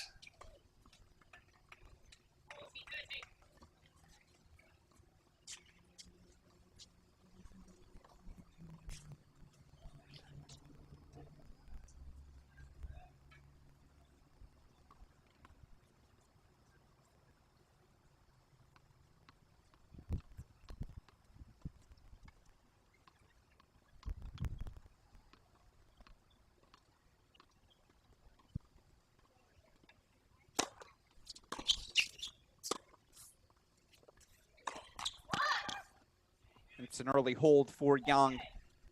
4-1 love. You look for the 18-year-old, her pathway to these finals. Ya Young dropped just 1 set. It was her first set yesterday against Malika Rapalou. Quickly righted the ship, did Young, dropping just 2 games the rest of the way and cruising to this 4th final. You look for Young. Was a top 40 junior in the world, made some appearances at the junior slams, but wasn't a top 5, top 10, 20 sort of player. And yet BK, again, 30-6 here in her first full season of tour level play.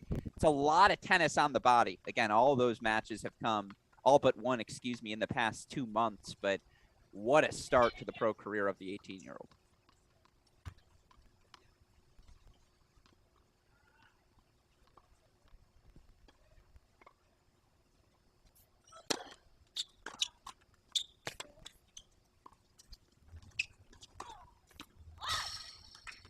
Hey, you mentioned the run she's had and just the importance of continuing to build on that momentum, especially when you're young and starting out your career. When you start to stockpile wins and things start to snowball, you get this aura about you. Players don't want to play you. A little bit of that intimidation factor, really important to capitalize on that as much as you can within reason, right? We've talked at length about the balance between how much do you ride that momentum, how much do you save your body.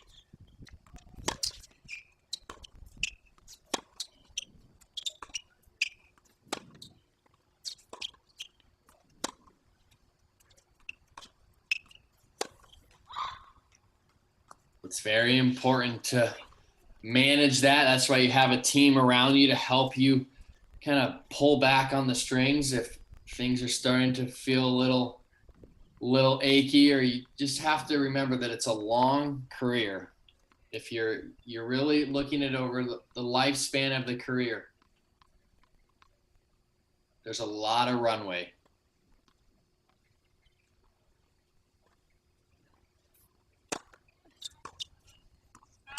Of course, as we've noticed, it's always the 18-year-olds, 19-year-olds who can still do this. Go get their McDonald's, Chipotle afterwards, and maybe even some ice cream. Be fine the next day. Of course, Ya Young's 5 results on this SoCal Pro Circuit: semifinals, finals, quarterfinals, semis. Now another final here. But look, as good as she's been, maybe her toughest test to date on the other side of the net in McKenna Jones.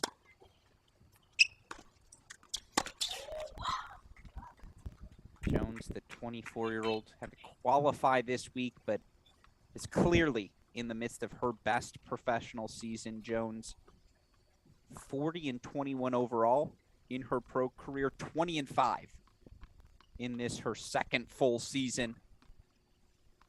Playing a full-time pro tour schedule. Faces 3 early break points here. 2, excuse me.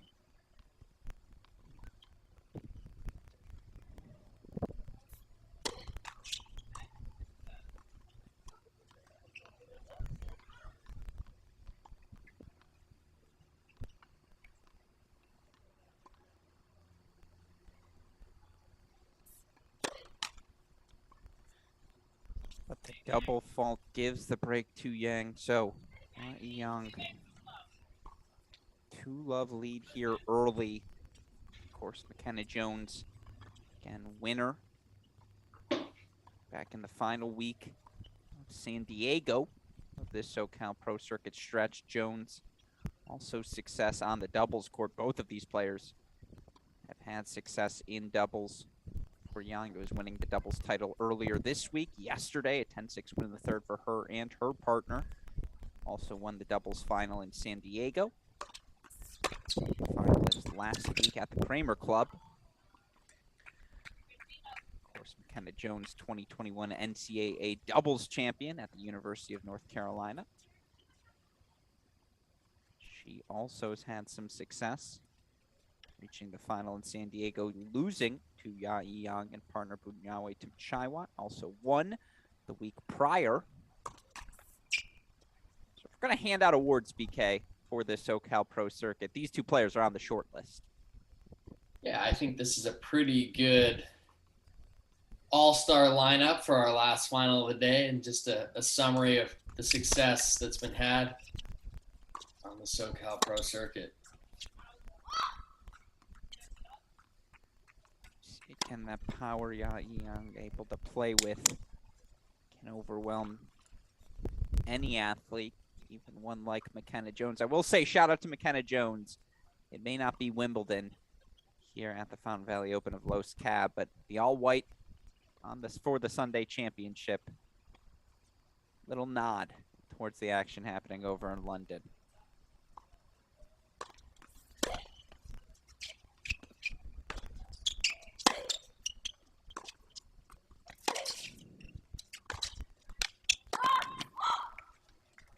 Who'd you rather get the trophy from, BK? Her Royal Highness Kate Middleton or Chris Boyer handing you that trophy at the end of the event? It's close. It's close.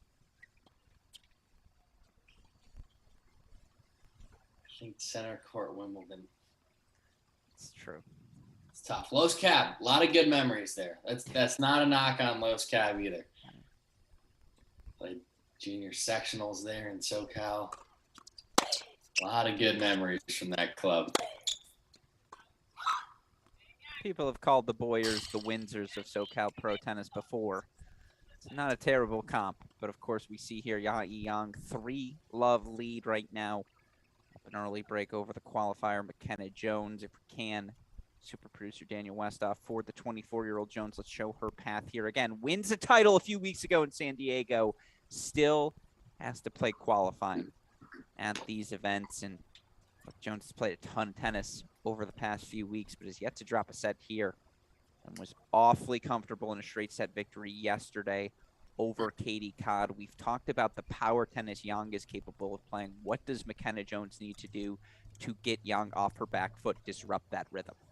Yeah, we saw yesterday she was the only straight set match, which coming through qualifying, you have to love that just with the match count and the wear and tear over the week. But we saw her do a really nice job of establishing her forehand inside out, getting her opponent, Katie Cobb, moving yesterday, exposing some of the movement there. So I think really for her, it's you have to be able to neutralize. We've talked about Yang's power all weekend.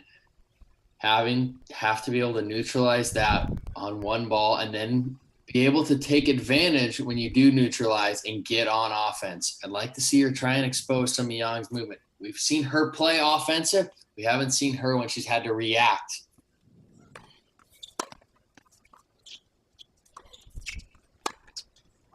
But there's, again, when Yang has her feet set, you can try approaching forehand, backhand wing. Doesn't matter. She's going to do damage. Love 15. You saw the trivia on the top right hand of your screen. Some Jones family trivia. McKenna Jones' father, Kelly Jones, two-time NCAA doubles champion. Played with Jerome Jones, Carlos DeLora. At what school, Bradley Klahn? I got it. A SoCal school. Do you want me to spoil it for our listeners? No, already? this is not an actual trivia. This is just a BK trivia. Oh, Pepperdine. Oh, okay, so you do know your history. Respect. Had the pleasure of working with Kelly Jones a little bit out in Carson when he was in LA. Just a great tennis mind, and his wife is actually the niece of my former college coach, John Whitlinger at Stanford. There you go. Fun fact, Kelly Jones, McKenna Jones, the only father-daughter duo in NCAA history to both earn NCAA doubles titles. But right now, McKenna Jones struggling behind the serve. You just feel that pressure of Yang right from the start, right? Yeah, it's tough, especially she's got off to such a hot start. We've seen her from time to time start to spray some of those balls, but she's been locked in here to start. And when she's locked in, you feel that extra pressure. You have to do more on your serve, go for a little bit more to get her out of her, get Yang out of her strike zone, and that's when the errors start to creep in.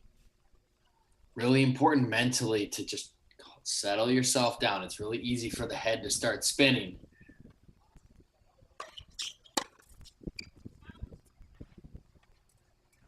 Just long.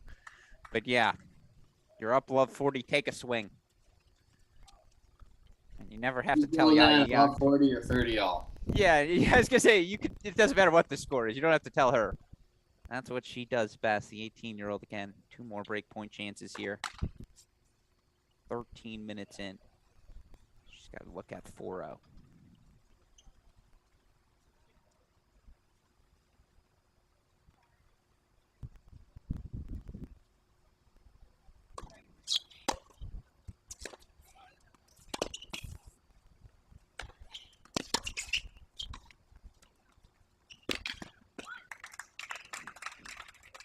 There's some of that doubles prowess paying off there for McKenna Jones. Really effective. You can see there she was able to get Yang moving side to side. Yang was unable to get those feet set, and we've seen how successful she's been when those feet are set, but not able to generate that pace on the run. Made for a much simpler volley there. Shows you just how thin the margins are, how high level you have to play when the 18-year-old Yang is striking the ball so well. But there's an ace out wide. First ace of the match for Jones. I don't remember her having that gear in college. Talk about developing the weapons to make life easy for yourself. That's been the biggest difference for me and Jones over the past year. Developing those weapons.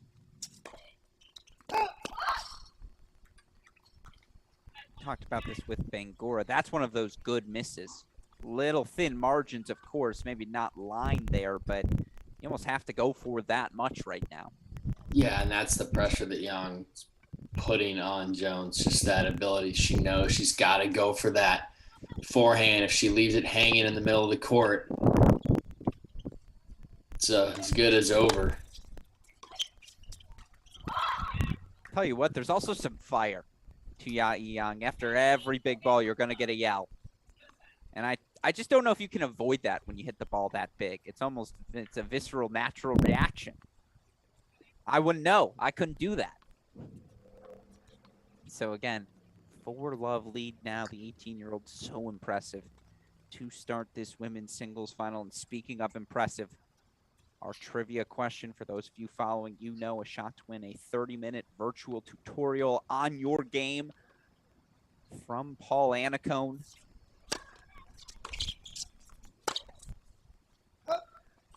All you got to do is tweet at us, at Cracked Rackets, at Bradley Klahn, at AL Gruskin, answers to the trivia question.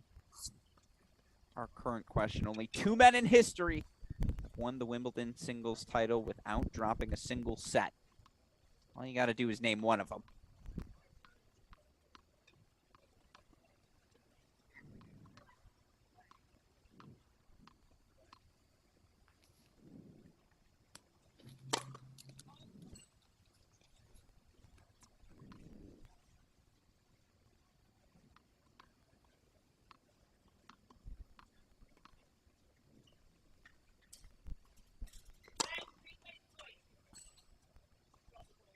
Foot fault called. Interesting.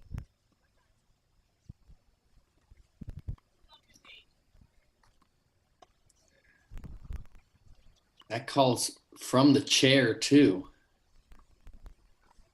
No baseline umpire today.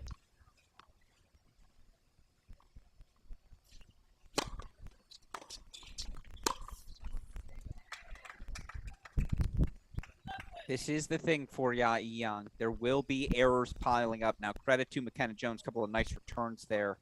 And I actually really like that play. Yesterday, Jones was able to tee up on a couple of Katie Codd second serves. I don't know if that's as easy against Yang, but big down the center. Just don't give Yang easy options.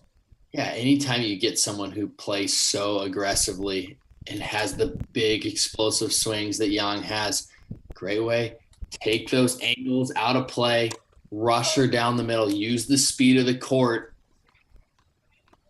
Most players have an easier time moving out to the ball and getting set than adjusting the feet, making those small little steps, and getting around the ball in the middle of the court.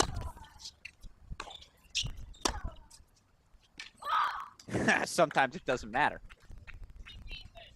I mean, all I can do is laugh. I can't help it. It's just out of nowhere. Again, she has that trigger where it's just like, look, I'm going to go big. Time it pays off for 15:30.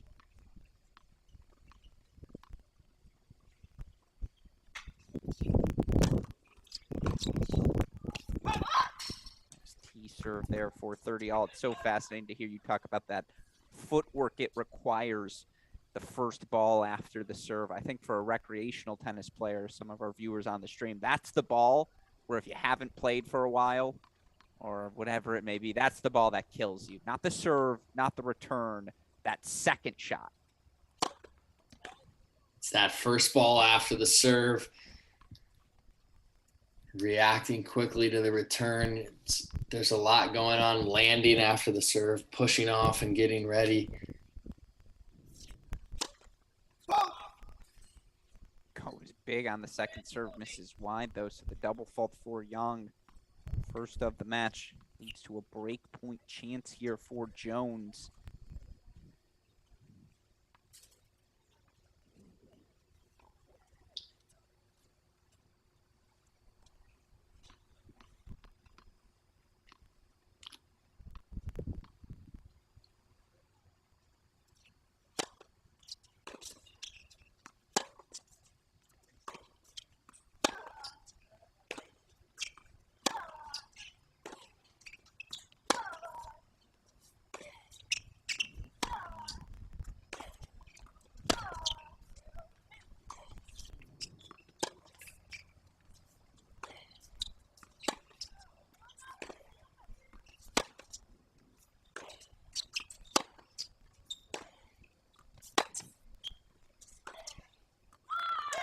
Now we're talking.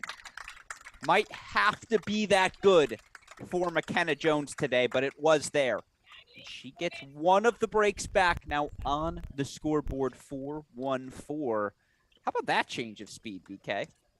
A lot of credit to McKenna Jones there, staying so mentally strong, got down that quick 4-0, but gave herself a chance, fought her way back. We've seen the first strike ability of Yang, but once Jones was able to get into the point, she was able to go to work, move the ball around, take away some of that power from Yang, and saw her able to expose Yang's movement, redirect up the line there with that backhand. And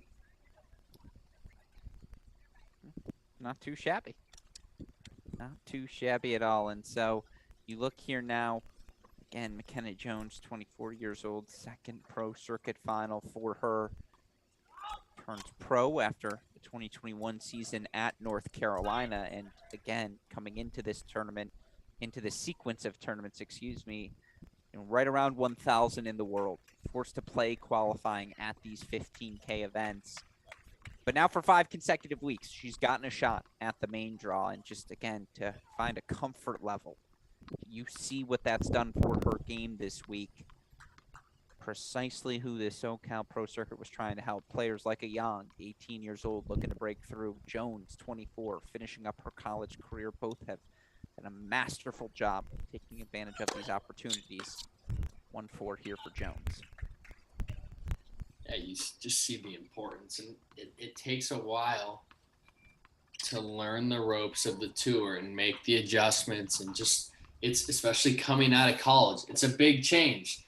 You're not playing matches day in, day out. You don't have the support of your teammates.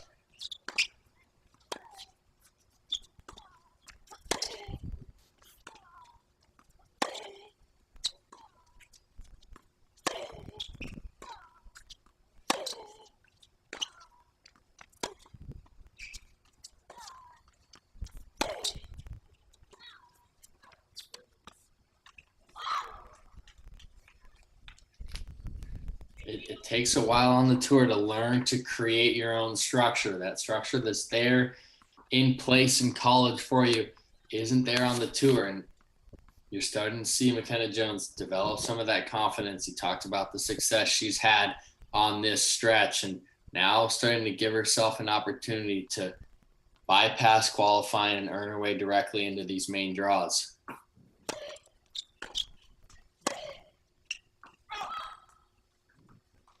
McKenna Jones, plenty of match experience over the past 4 or 5 years. It's funny, I was looking up your resume, BK. I was like, oh, she'll have to have you beat in terms of total college wins. McKenna Jones, 115-35 in her career. Bradley Klahn, 130 college wins. Yeah, that's not bad, BK. Tell you what, the 100 club's the elite club in college tennis. Not many get to 130.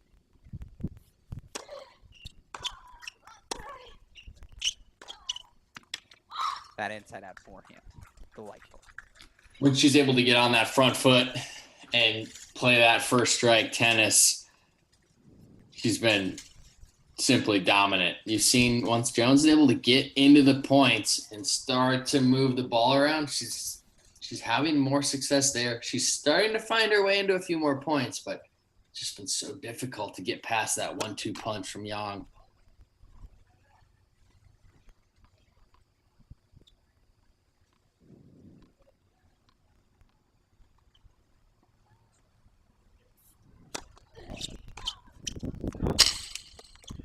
She'll take the freebie there. Another break point. Fought off right now. McKenna Jones struggling to manufacture much of anything on serve. She's making 71% of her first serves, but just 6 of 18 so far behind the serve.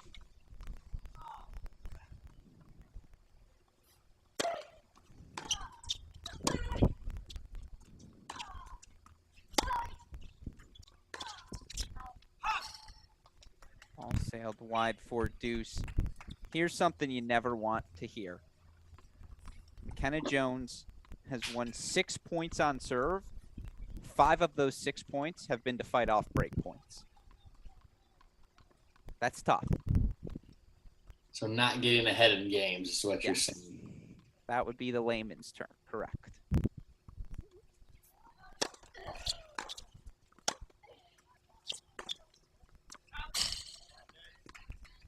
That wears on you too over the course of a match. Just that relentless pressure that you're under, always having to, that feeling of always having to stay alive as opposed to playing free, playing with the lead, even if it's just within the game.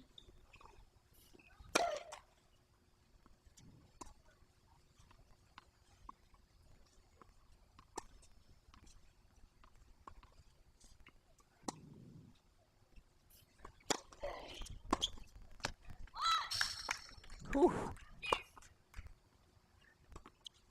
Yeah, not much you can do. Outside corner of the line. Now here is the thing for Young, and she'll do this from time to time. Earn a game point chance, have an opportunity to really put her foot on the gas, and then the errors will pile up. You do sense a bit of an opportunity here for Jones. Just cool down a bit after that electric start.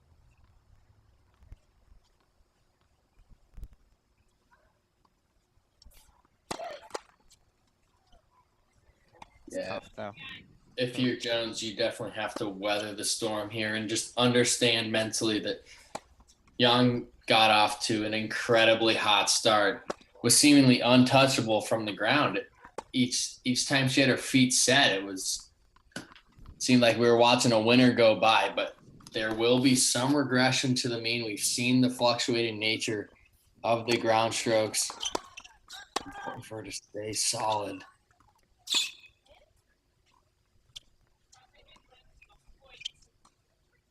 Oh, just long. That one floated for a while, but ultimately Young swinging freely, swinging confidently. Now one game away. Taking the opening set 6-1. Alex Gruskin, Bradley Klahn. Final match, week 5 on the SoCal Pro Circuit. Was another teenager. The Svida man, Zachary Svida. Definitive straight set victory, 6-3, 6-1 in our men's singles final over Sekou Bangura, second title in consecutive weeks for the 19-year-old Svida.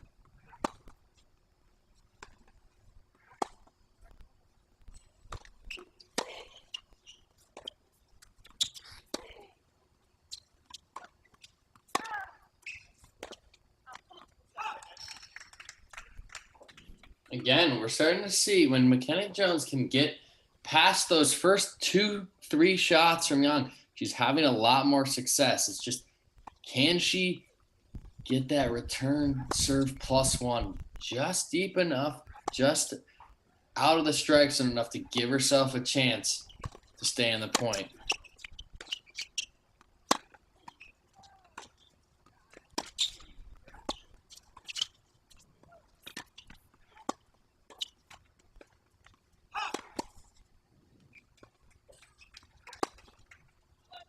Slow motion does the trick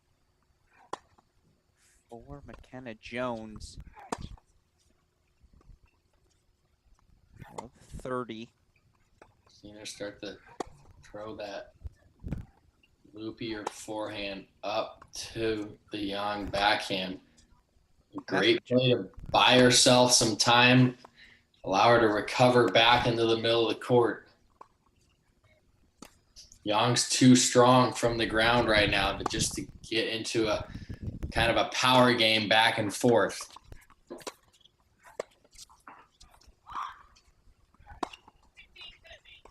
If you watched McKenna Jones at all during her prolific college career, that, of course, is what made her so special, her ability to problem solve. I know it's a little non-quantifiable as a stat, but how well she competes.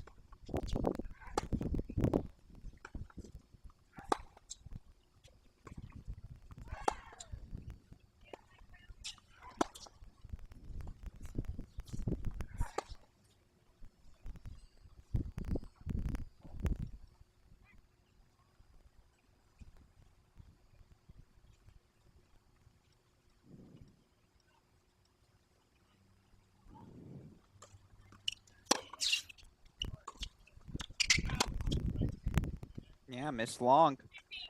To your point, Bradley Klahn, McKenna Jones, particularly as with the return, has found the depth. She's found the strike zone. Doing a much better job of neutralizing things at the start of these points. 2 more breakpoint chances here to extend the first set.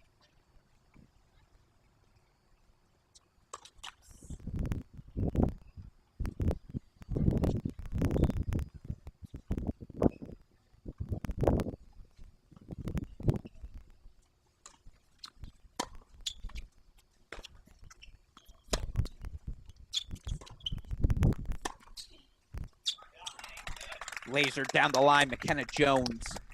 Extending set number 1. Now she solving the serve. That's going to be the question for her. Ya Yang finding such rhythm on the return right now. But Jones, able to keep things alive, has broken Young in back-to-back service games. Building a little momentum here at the end of set number 1, 4-2-5. All right.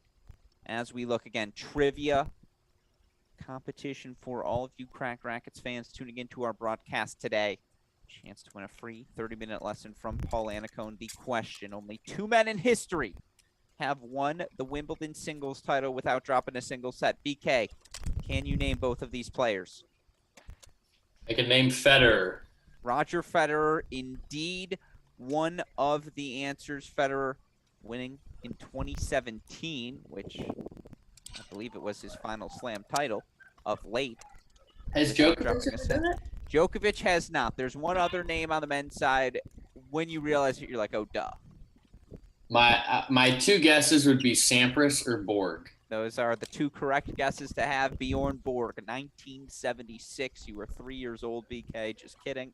Yeah. No, that was a joke. That was a joke. Gray hairs in there. Yeah. Bjorn Borg, by the way, I don't think he even has gray hairs at this point. Beautiful. Beautiful man. Also dropped Wimbledon without dropping a set.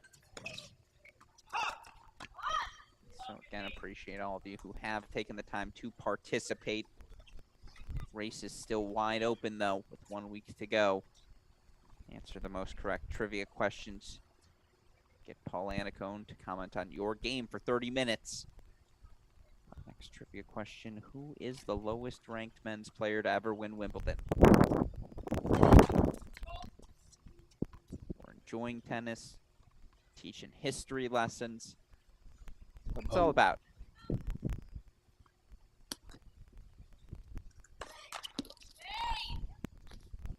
Another double fault from Jones, her 4th of the match.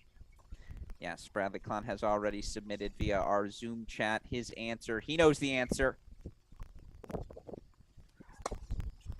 Do you know the answer at Cracked Racquets, at AL Gruskin, at Bradley Klahn? Again, double fault number 4 for McKenna Jones here. Love 30 BK. The serve, it continues to be a struggle. Yeah, I'd like to see her go for a little bit more on this first serve.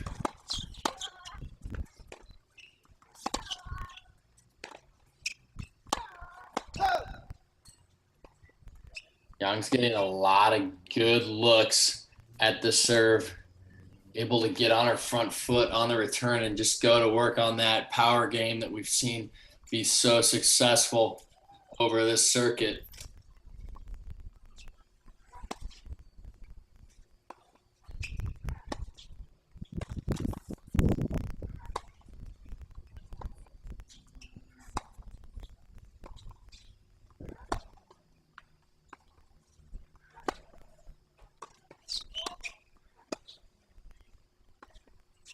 Again, those double faults, a product of the pressure that Jones is feeling from the Young return.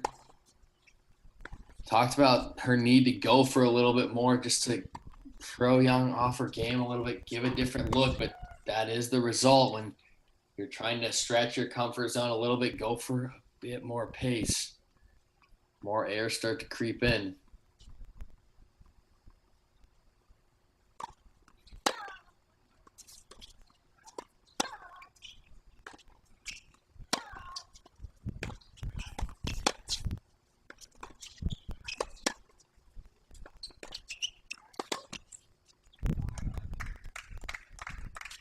Love of that tactic from Jones, pushing forward.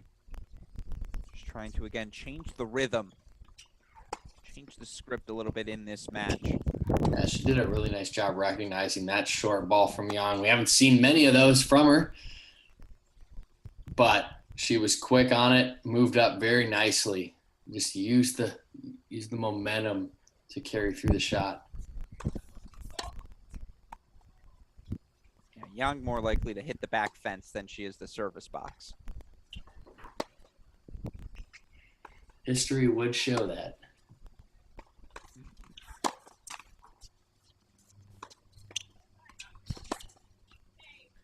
But the net court goes the way of Ya Yang, 18-year-old closing in on a potential second career pro circuit title. 30-6 overall on the year, 6-2 up in our women's singles final against McKenna Jones.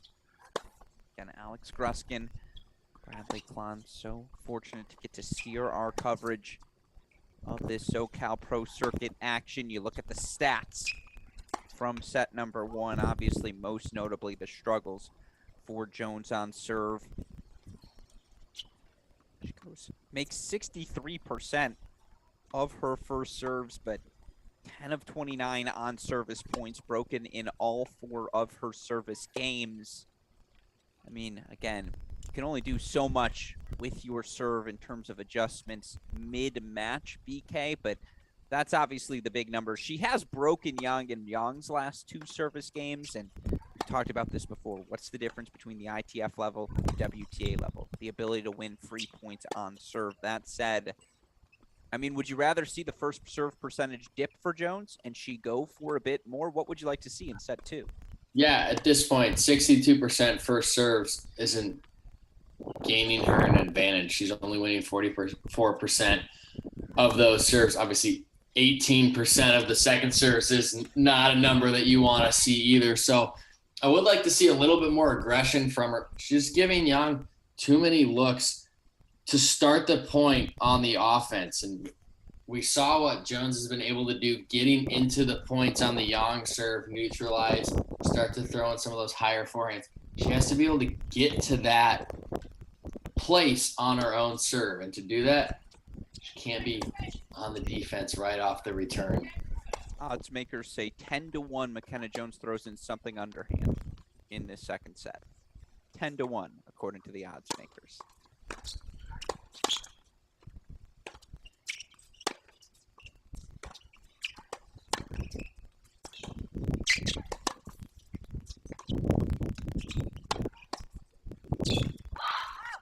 Only thing more explosive than the backhand was the roar. 15 love for Ya Yang. On the flip side, if you're the 18-year-old, 1 set to the good, what do you continue to do here in set 2? Look, she played a phenomenal first set. A little bit of a hiccup there on her last 2 service games. So I think it's important for her to build this lead, get this early hold.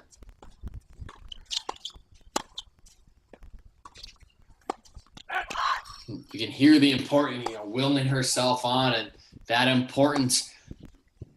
McKenna Jones still yet to hold serve. So if Yang can build that pressure, if McKenna Jones is able to get a break here and start to relax, like her first lead in a set, that can pay dividends on her serve too. So for Yang, you want to continue to make her feel that pressure.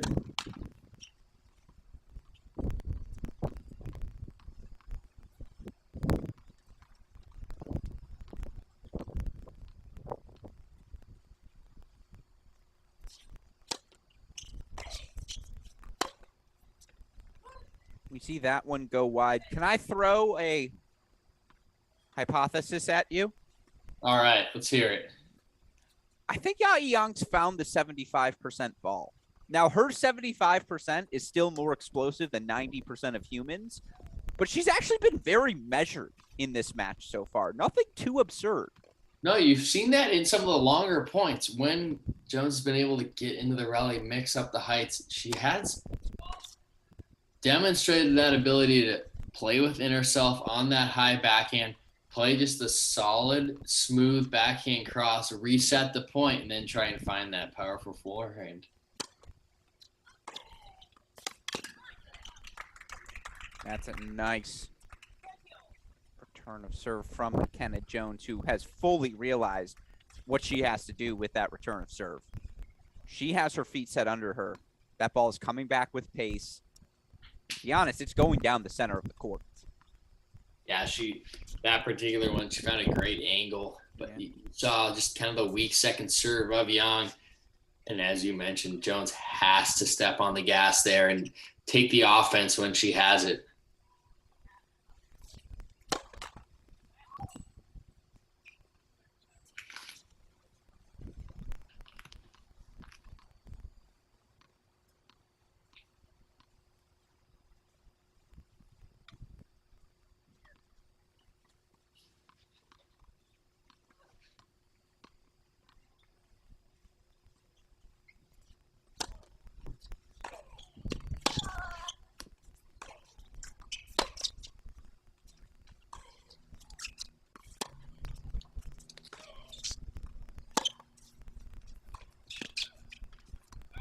That ball right there. That was the one that, yeah, it was effective, but she didn't seem to swing Mach 5 at it. That's a great sign that we're looking for in her maturity. That also comes with confidence. We've talked about how well she's done on the pro circuit this year, particularly here in Southern California. That's a sign of the confidence growing.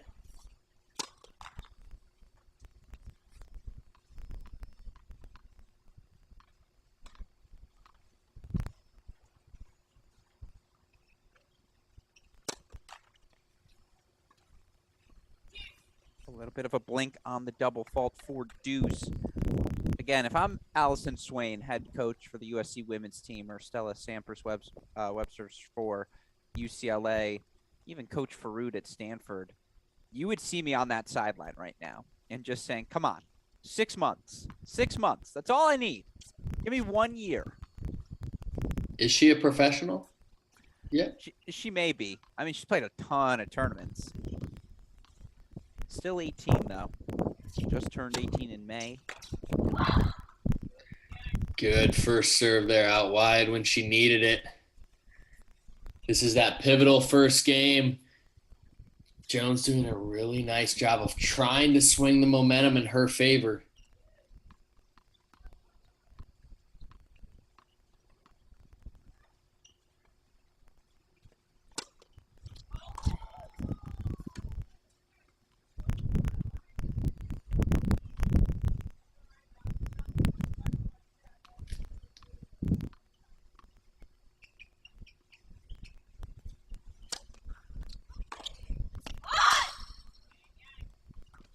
Big hold for 18-year-old Yang to kick off set number 2. Her first hold since her second service game.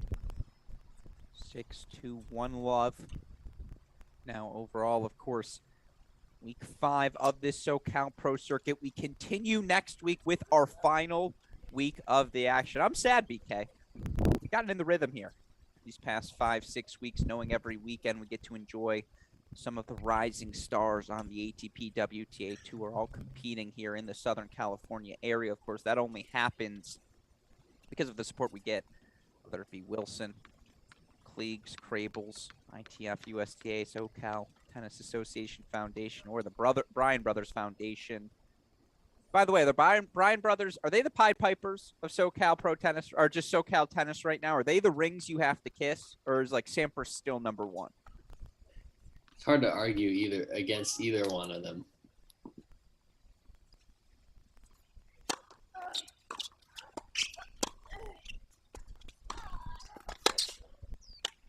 Let's put it like this. Both guys show up to the Kramer Club. There's only one court left available. Now, the answer is Peter Smith kicks someone else off and he finds the second court, but there's only one court available. Who gets it for the practice sesh? Sampras on the one side and Bob and Mike on the two. That's a good answer. Right, a little workout. It's fair. Okay, but Pete comes and says, I don't respect doubles players. Then what happens? I'm just kidding. That's low. No, again, this is Pete talking, not me. Yeah. from him. Yeah.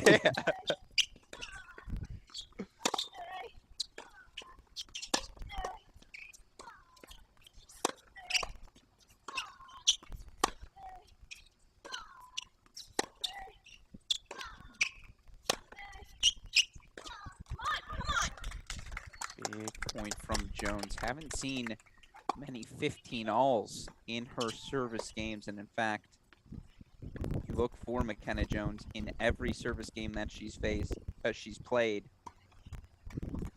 Yeah, she's been nobody. This is just her second 15-all. Just her second 15-all. She's been down love 30 in each of the other 4.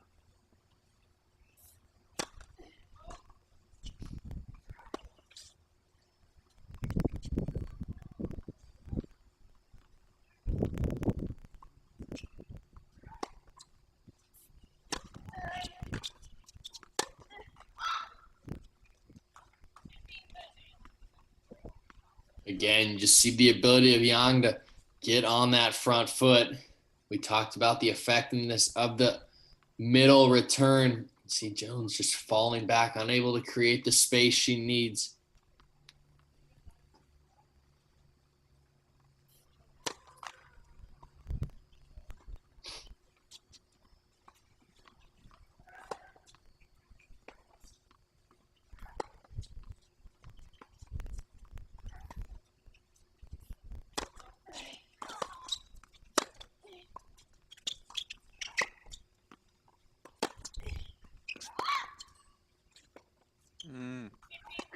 Sent wide from McKenna Jones, who's feeling the pressure.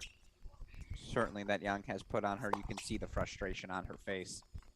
Yeah, you saw the full display of skills from Yang there, that big up the middle return, the power that we've harped on throughout the series. But then the ability to adjust, to go high with that forehand, recognize that she's on the defense and keep herself in the point. That's the maturity that we've talked about.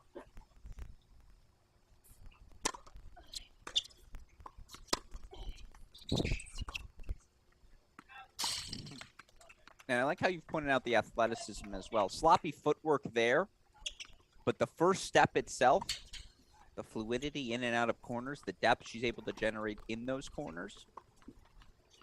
There's the fabrics of some defensive skills.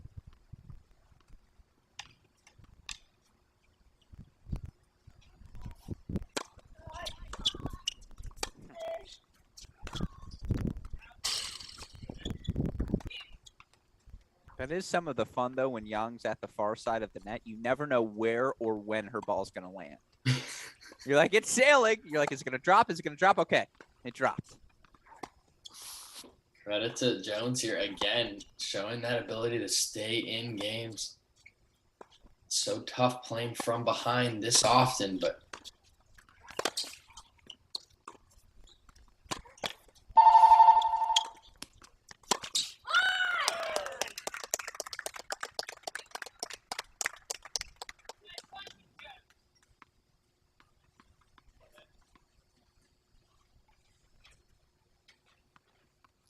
a great running pass there from Jones. We got ourselves a game point on our serve.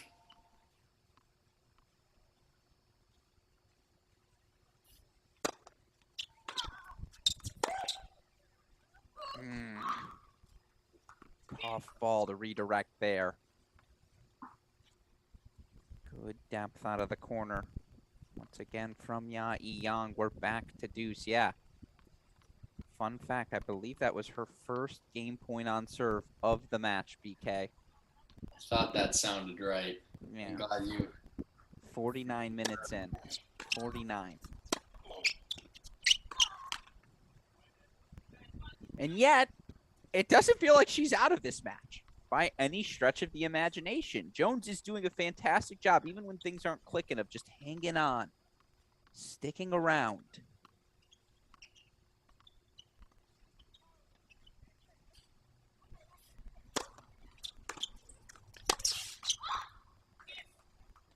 But another just line drive return.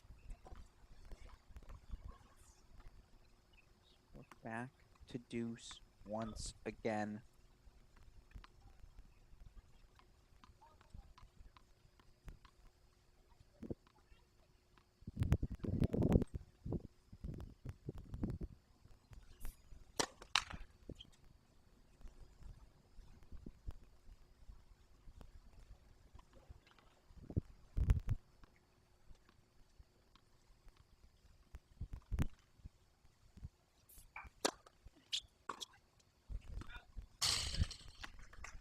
I like that serve from Jones. Sliding it into the body. See, Yang got a little jam there, not able to get those hands extended, generate that power.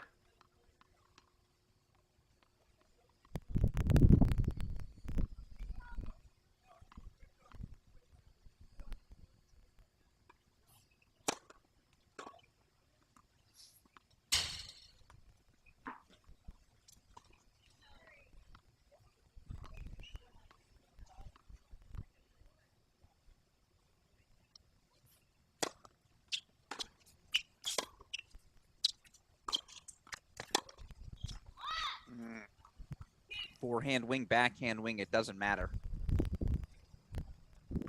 Jones now 4 of 16 on second serve points.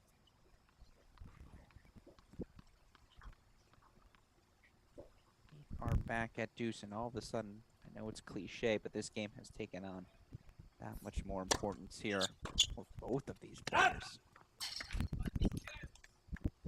See another first serve into the body, draws an error.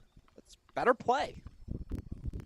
Yeah, again, just Yang's so good when she gets those hands extended, but you can see her just fighting it off, a little unsure on those returns.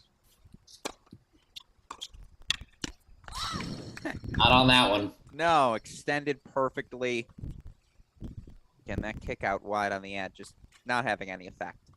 No, that was a perfect dichotomy between the body and just the result. Obviously, the result, an air versus a clean screamer.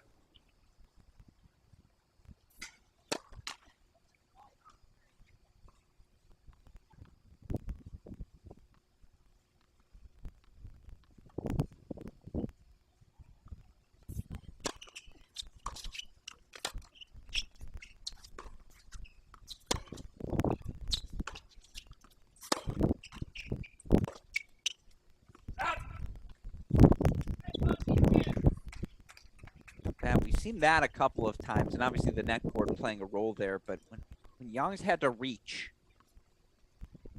stretch a little bit, it's been trouble. Now again, the slice, not exactly number 1 in the McKenna Jones playbook. You'll never confuse her for Own Jabeur. Maybe you start throwing some of those in. Just do something a little different.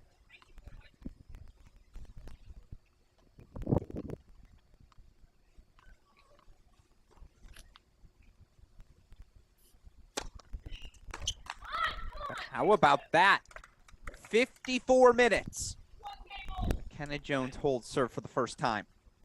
And now we've got ourselves a match, folks. 1-1, second set. Alex Gruskin, Bradley Klahn here.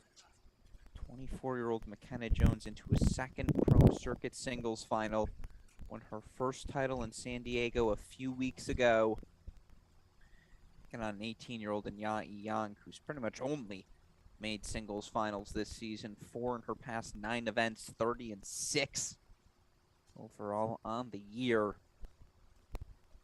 McKenna Jones was broken in each of her first 4 service games. Her and Yang trading holds here to kick off set number 2.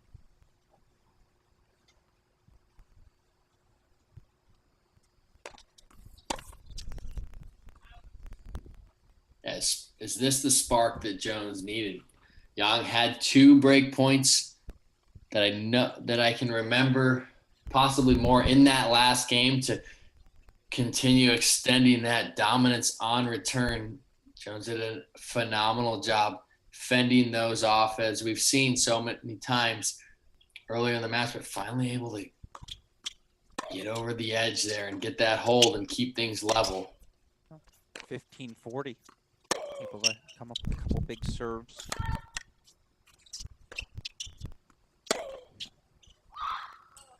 We've only seen Jones playing from behind this entire match, so I'm very curious to see if she can hang around here, keep things level, keep putting the pressure back on the Yang serve. If we'll start to see a few more of those airs creep in.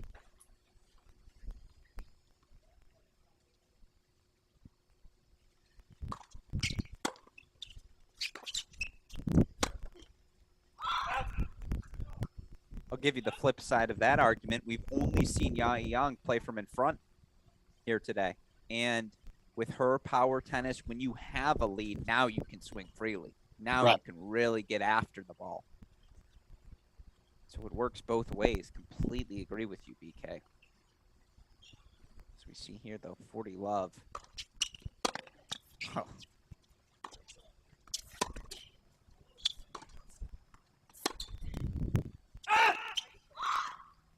I'll let you speak for the lefties. As a righty, slice T, second serve, that serve. Come on now. Yeah, our camera angle does a great job. You can really see the banana bend in that serve. As a lefty, I can attest to the effectiveness of that. Yeah, I never liked. I mean, again, I've said this story to you before, having grown up with two lefties in my family, older, younger brother. As we see again, Yang 6-2-2-1 here on the changeover. I mean, you're just taught religiously at the younger levels, at the basic levels, kick T on the deuce, kick wide on the ad, go after that righty's backhand return. I just don't think you see a lot of slice forehands. I knew I was feeling myself when the slice T was working. And I'll send you the footage, BK. And I'll let you be the judge for yourself. But certainly, again, for Ya Yang, showing off she can hit all the spots, all the margin. And again, 4 finals for her this season already, has risen into the top 750 of the WTA rankings. Do you measure ranking threshold as you're going up, BK? Is that something you are actively monitoring, or is it more, again, the ranking only matters for the scheduling, right?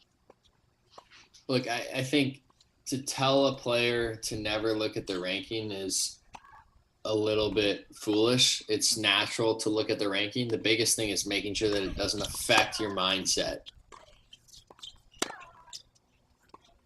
You have to stay committed to the process, keeping your head down, focusing on the work at hand, improving each and every week. Those are the controllables. You can't control the ranking to the extent that everybody else is working out there as well. And each week you're going to fluctuate. But if you are putting in the work day in, day out, the results will come.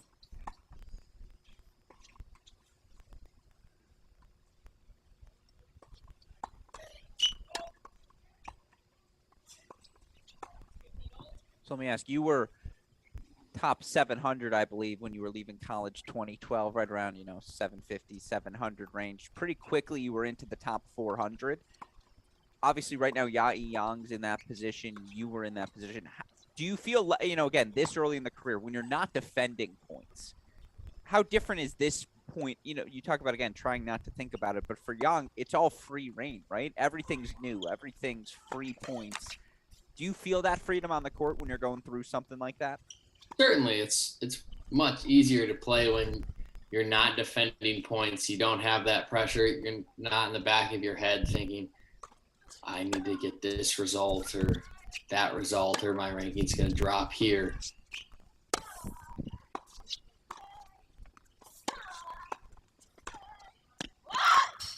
But ultimately, that mindset is counterproductive also, right? It's at the end of the day, there's a lot of weeks in the year to gain points. The season is long. The best thing you can do is put yourself in a position to compete each week, and things have to break your way too. There's a lot outside of your control that can break your way to get a result.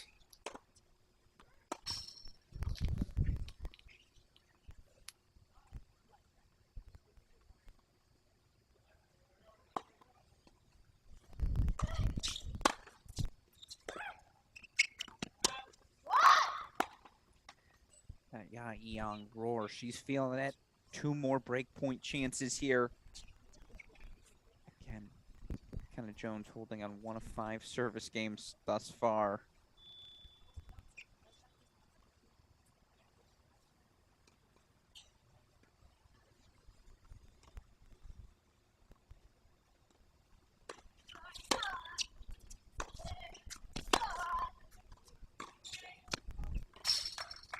Nice response. It's fight or flight time, no doubt. for McKenna Jones, who was able to fight off the 2 break points at 1-all. Again, we're seeing her getting down in games, but doing a fantastic job staying alive, keeping herself within striking distance.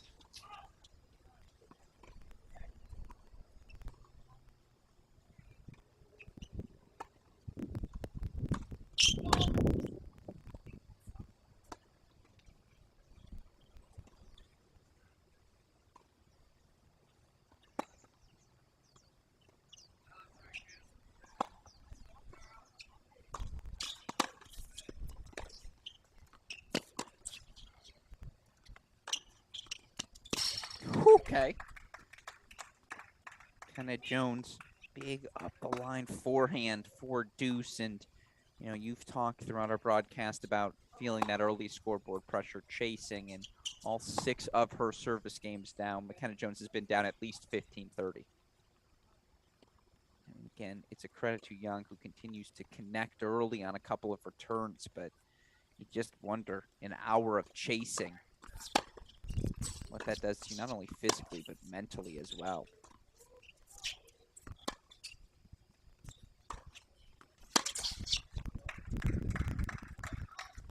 It's better, though.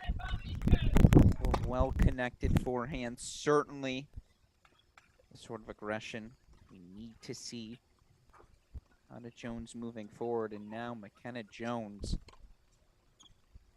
10-point chance for 2-all, sure.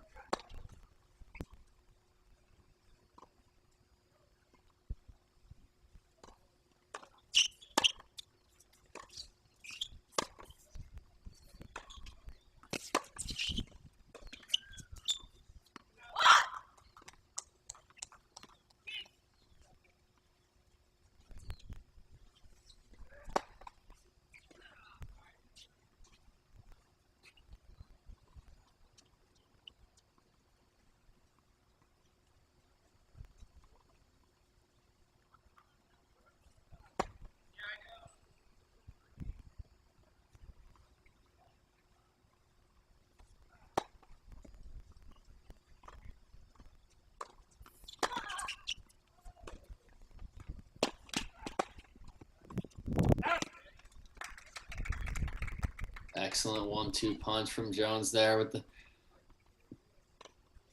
moving Yang side to side so effectively.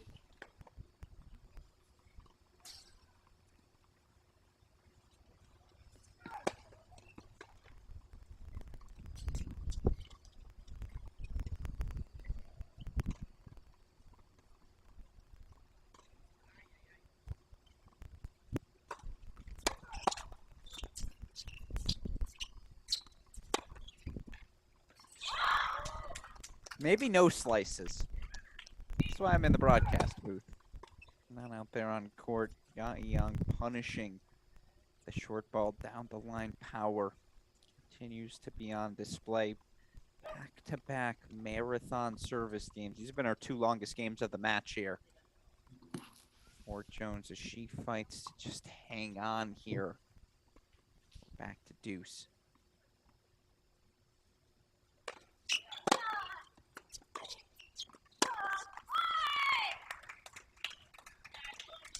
I like a little juice back from Jones, raising her energy level. Here, come on from her.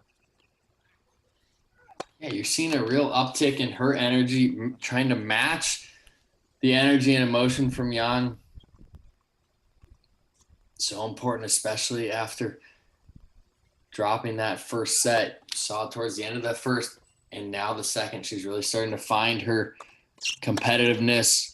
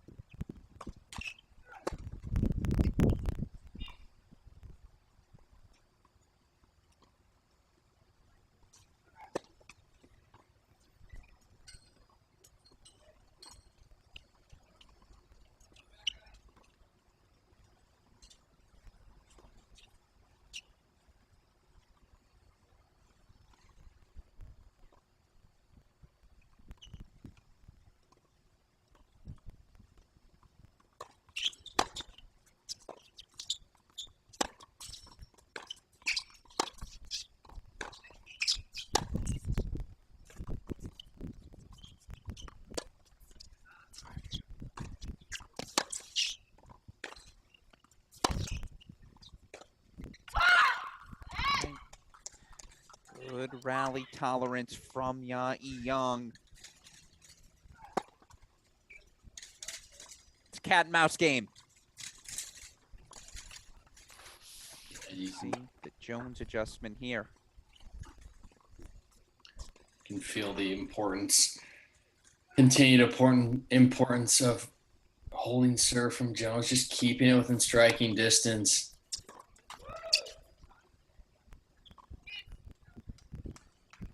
Little help from the net cord, always a benefit, particularly when trying to stave off another break point.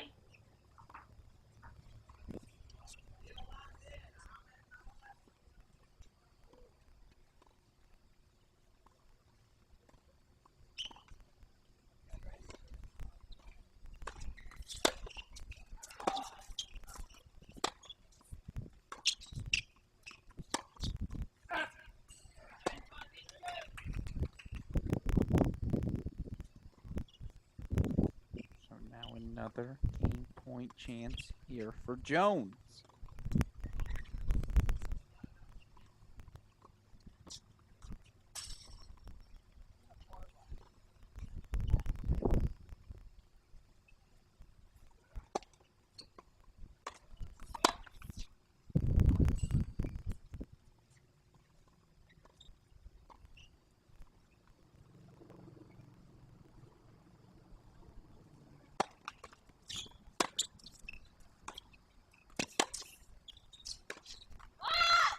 Six deuce. Deuce number 11 in the opening two service games of McKenna Jones here in set number 2. I think it's pretty clear cut, folks. When Ya Young connects on the return, she's going to win the point. Can Jones do enough with her serve to disrupt that rhythm?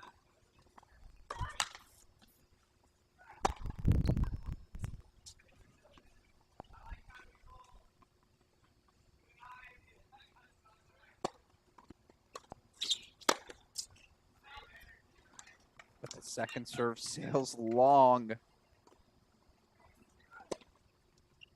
Second serve return, excuse me. So now another game point for Jones.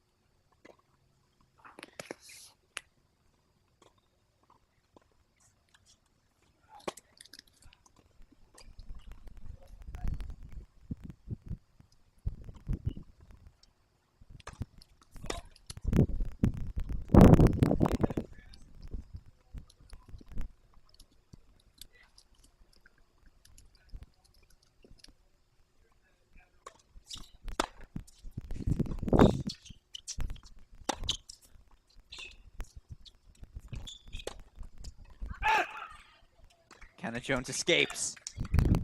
2-all. Set number 2. Boy, now's really the moment, you feel. Yeah, can Jones make this the turning point in the second set? Young's had so many opportunities to extend that lead. Jones starting to find her footing on the serve. Always a great confidence builder when you're able to tough out a couple holds. Story of this match. Ya Young, 4 for 15 on breakpoint chances. Kenna Jones, 2 for 2. So 6-2, 2-all here. Set number 2, Alex Gruskin, Bradley Klahn. Credit to Ya Young. Seems to have found her rhythm on serve here in set number 2. Has yet to lose point on the first serve. 8 of 8 behind that shot.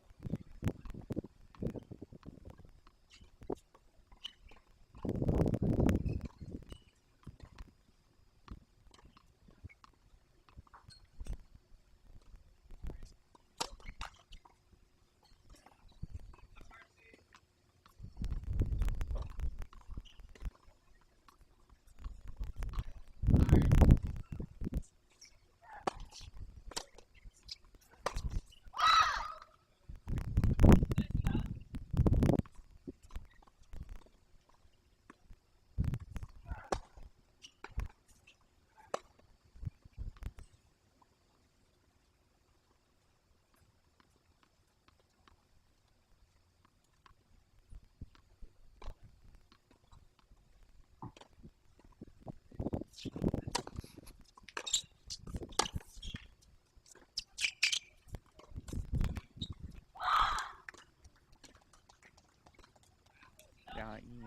40 love now. Showing off the power and the touch there with the drop shot, recognizing the court positioning that she had there.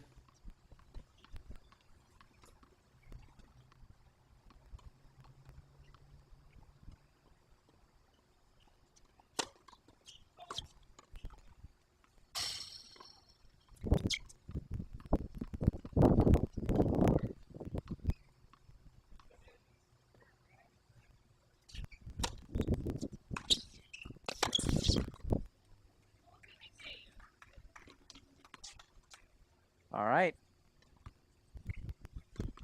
40-15. Let's try and build the 40 love lead.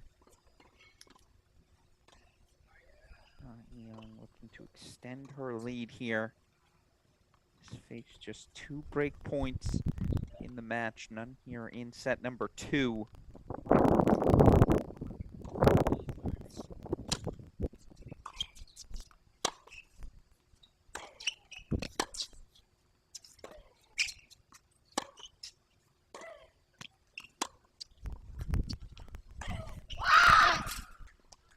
Again, showing some off-speed talent there. She holds 4-3-2. Ready to answer our trivia question now, BK. Our latest trivia question in the race to be coached by Pollyanna Cone. I also received the answer from Coach Craig Boynton, current QB Herkosh, who's watching. Ivanisevic. I like it. I like it. Goran Ivanisevic is correct, CB. Of course, there's a 3% chance CB coached Ivanisevic at some point in his career.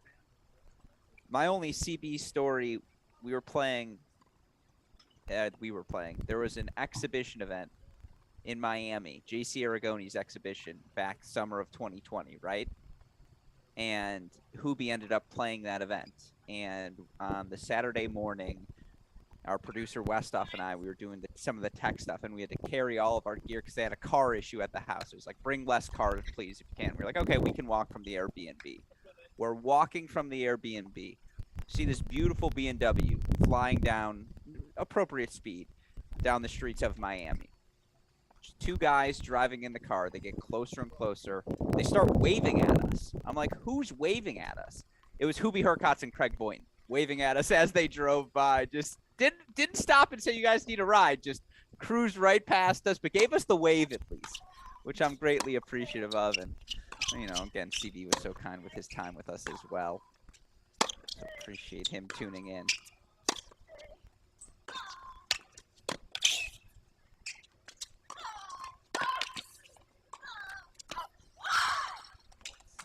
Volley from Yae Yang. I think that landed good. We got the roar. What do we see on the scoreboard? Love 15. It does land good. And another love 15 deficit here, BK. Again, just constantly facing scoreboard pressure.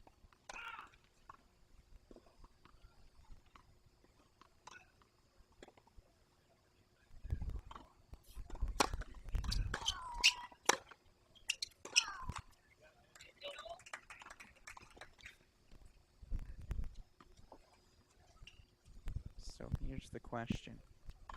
Can we get to 30-15? By the way, new trivia question on the board. 4 men have captured both the men's and boys singles titles at Wimbledon. Name one of them.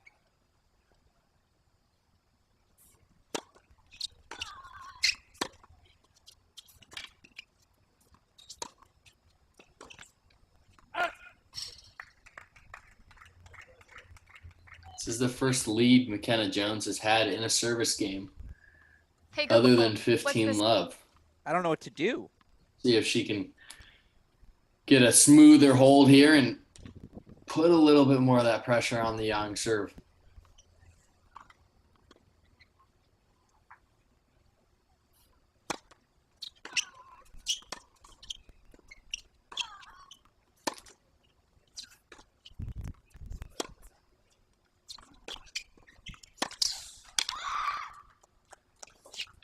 Back to 30 all now. As I watch the 18-year-old Yang, I just have to think again. She'll probably play next week. You've gone through the first 5. Why not make it 6 for 6? Wouldn't shock me if we see Jones either, but I just can't imagine we're going to see either of these players at the 15K level for much longer.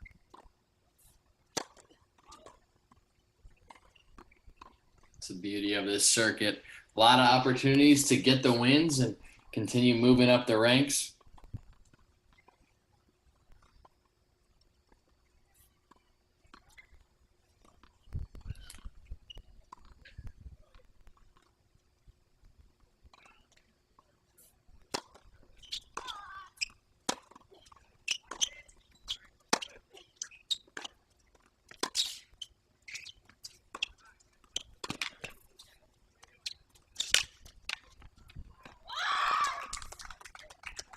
Dropper. Has to be the first we've seen her play today. Now it's break point chance.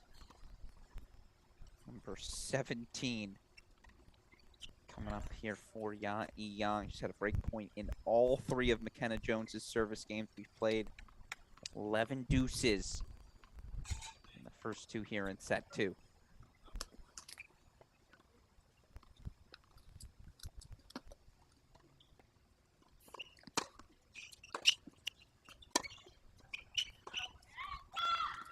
That backhand sails long. When you trail on the scoreboard for long enough, you'll eventually pay. Jones trying to do a little bit more with that +1 forehand, BK, but it sails on her, and there's the break lead. 6-2, 4-2. Yeah, you've been sensing this for a while. Young just Jones holding on for dear life. Young continuing to apply the pressure and ask the questions, and finally breaks through in this second set. So now I'll ask you, as we look towards this service game here, obviously, again, first break lead in set number 2. First serve from Yang to get the game started. What are you focusing on here if you're McKenna Jones? She's had more success on the returning against the Yang serve anyway. So drawing on that confidence, she's done a better job of getting in games since that quick 4-0 deficit. So trying to find that first strike ability, play through the middle on these second serve returns, and push Yang back.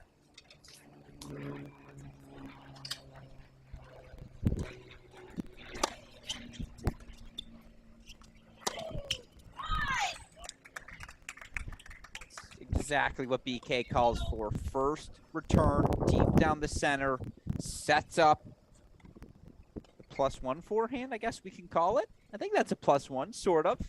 Return +1. Yeah. So the inside out winner, 415 all.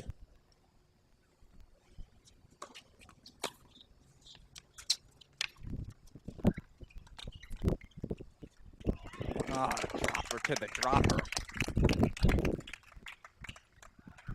Kenny Jones right back at it here for 15-30.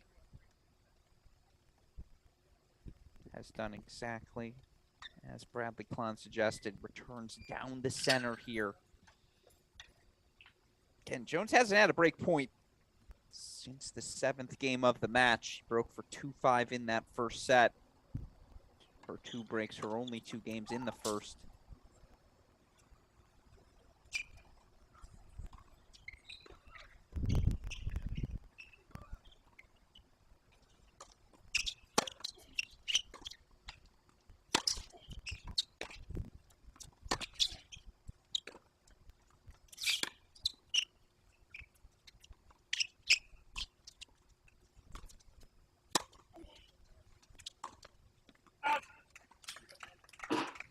Love that ability from Jones to get around, recognizing when Yang threw up the high ball, not being complacent, getting around there, finding a forehand, then changing the pace again. And that's where we've seen Yang struggle a little bit, is measuring the feet on those higher, less paced balls.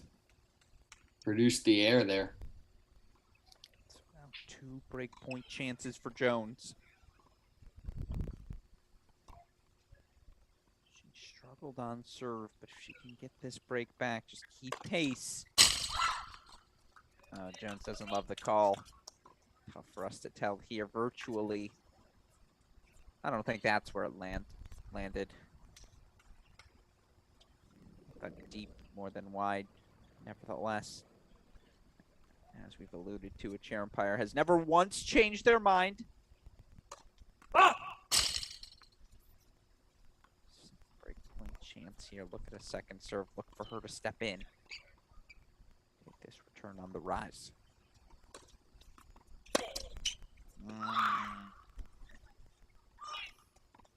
Decided to go for a little much. Really thin margins over there. We've seen her have success through the middle of the court. It's definitely one of those ones you watch back the film later and you just ask, what was I thinking?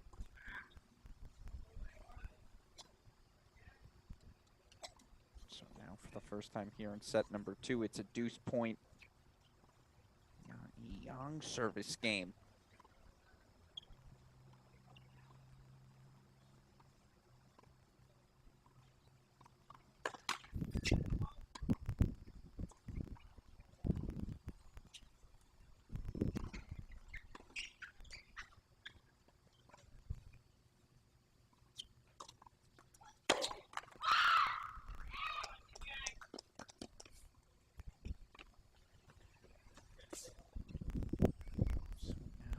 Advantage for the 18-year-old. She could find herself one game away from a first SoCal Pro Circuit title, second pro title of her career.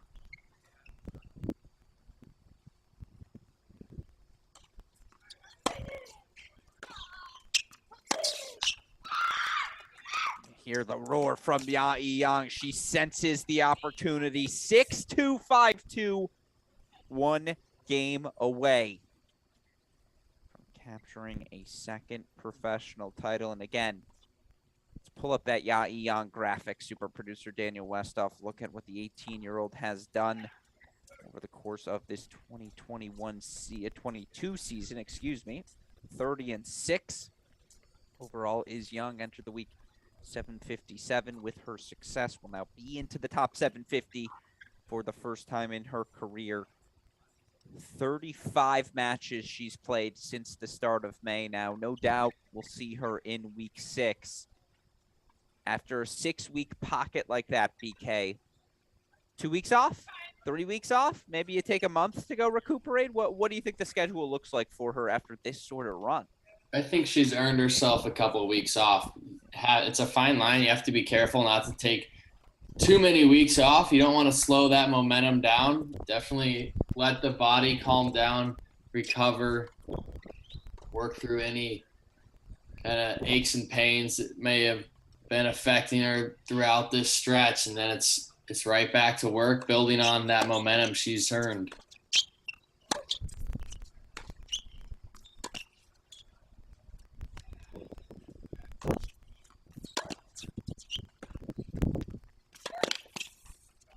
That's how good Jones has had to be to win points on serve. 15 love for her at the start. Yeah, that, I mean, again, certainly, again, a nice dinner, meal of choice.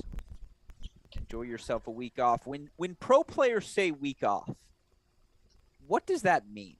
I know that's a silly question, but does that mean, like, I'm not touching a treadmill, I'm not going on the exercise bike at all, I'm literally sitting on a couch and relaxing? Or does week off just mean maybe no tennis for that week?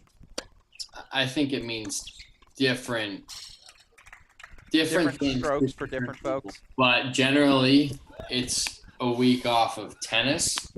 It's actually counterproductive to just sit on the couch. We're so used to going, and we're so physical and working out, tennis in the gym all the time, that actually completely shutting down and not doing anything physical is often a lot worse on the body, harder to restart again when you do get back on the court. So really important to, it can be fun. You can get out and move, do other activities that maybe you don't do during a training block, but just staying active, staying up, keeping that body fresh. We call it active recovery. I like that. So like hiking in the Southern California area, you'll maybe do that on the week off, which you skip during the challenge or training. Yeah. Oh yeah. You know, especially with the weather out here, hiking, going to the beach, any beach activities. Some guys like to get out there on the golf course, go to the gym a little bit and just keep some of that strength. So there's plenty of things to do.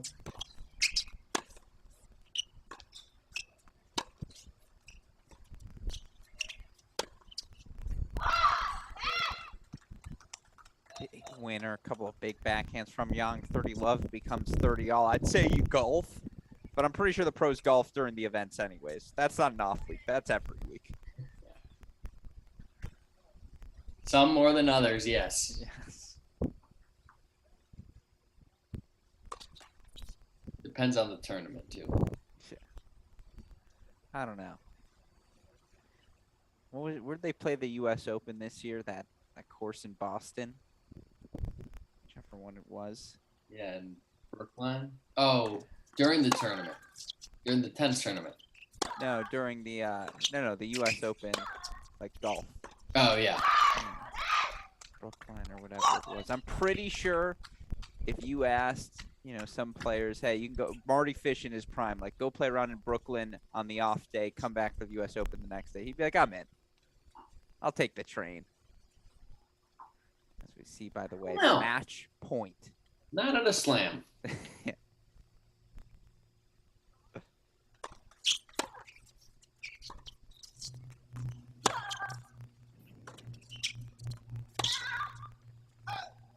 Match point fought off from Yang. Yeah, that's probably fair. Laver Cup, I might golf the day of the match. Yeah. Depends on how much pressure you're feeling from your team. Yeah. Team Europe doesn't lose, so. Unfortunately, that's true. Yeah.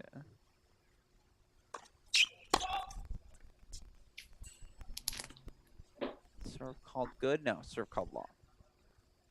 So we'll try that second serve coming up.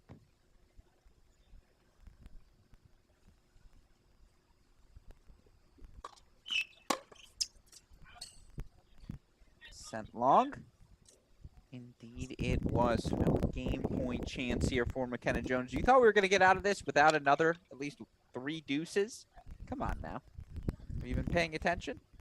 Have not been watching the McKenna Jones serve.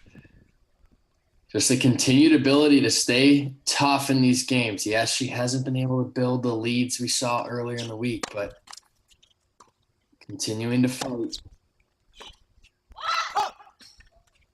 Yeah, just every 4th, 5th shot, Yang's going to do something like that.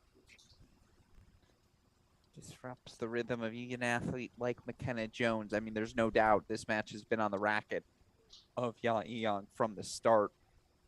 Jones has done an excellent job of just stretching points, elevating balls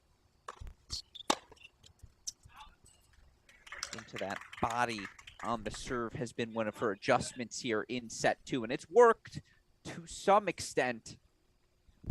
She now has a game point chance to extend our match. At least ask the question of Yang and force her to serve it out.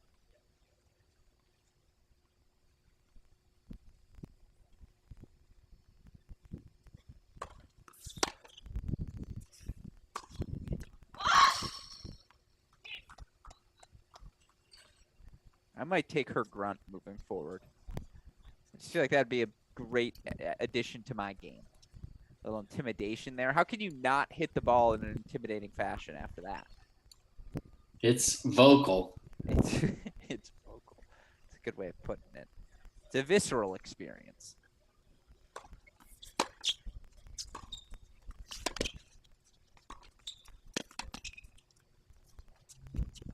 No way. Well, don't forget, Yang won the doubles title yesterday here at the Fountain Valley Open. As scripted, a little mid-court no man's land on the rise, forehand lob over the net. Match point 2.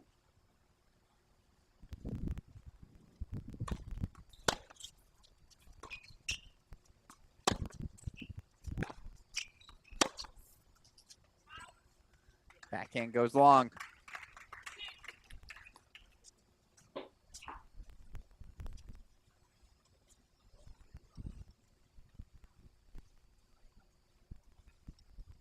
Back to deuce.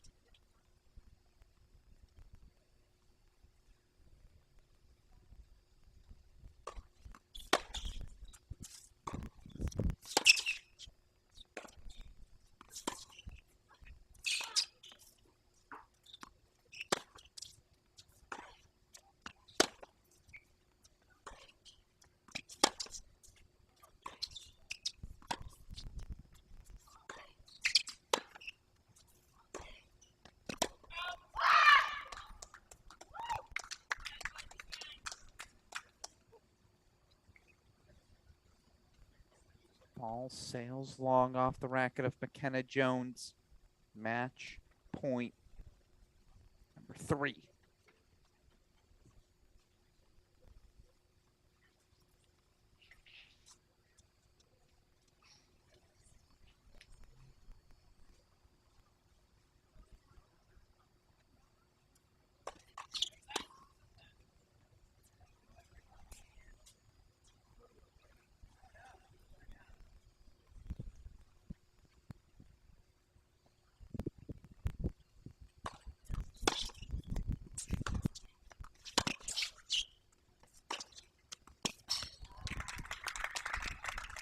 Oh, it dropped good. Oh, McKenna Jones using every inch available to her on the court. Find the lines, have some fun.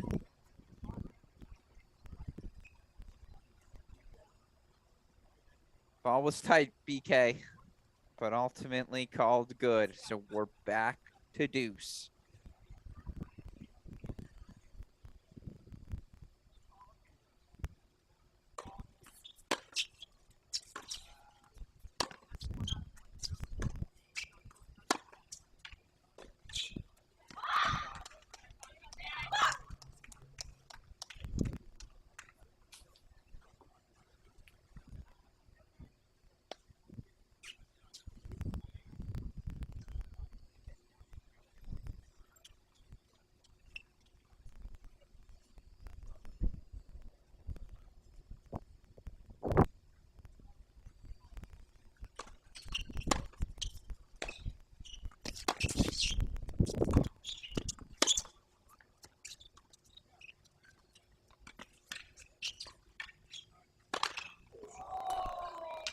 Oh, the match was on her racket with that overhead. Young again. We go back to deuce. 4 match points have come. 4 match points have gone.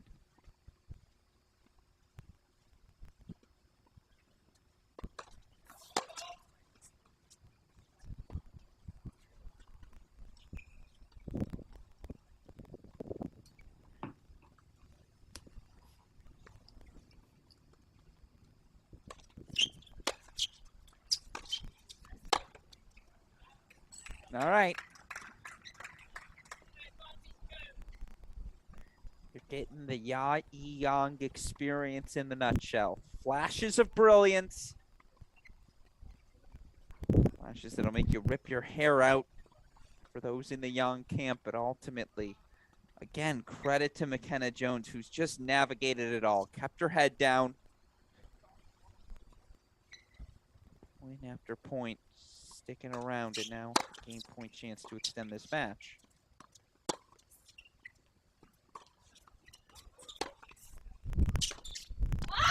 Yeah, but then Young does that. Blistering forehand return. Great depth out of her corners. Jones just feels pressure to have to redirect that ball, because if you don't, Young's feet are set and you're in trouble anyways. Another deuce point coming up.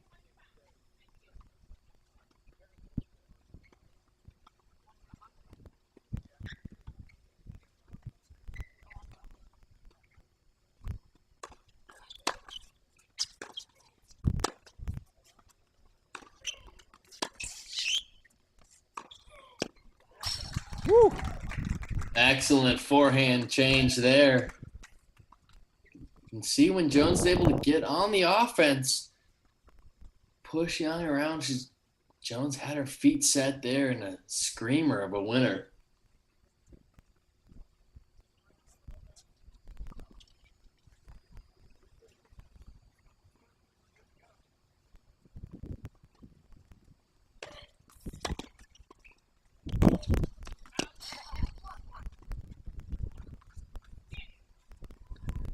And just unable to close these games out. She's done a great job working her way back into this match, but just still that inability to finish off games on her own serve.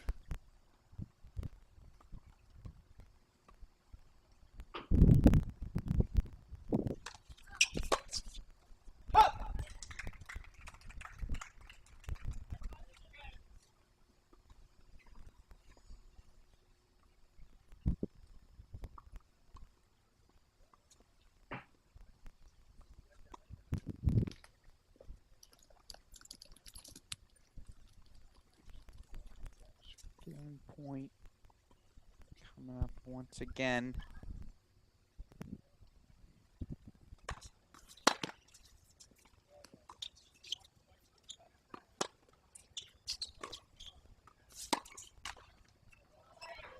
Oh. Jones has got to be thinking, just what do I need to do to hold serve? How can I get a free point? Said another great change up the line with the forehand, and the soft net just gives the little dribbler.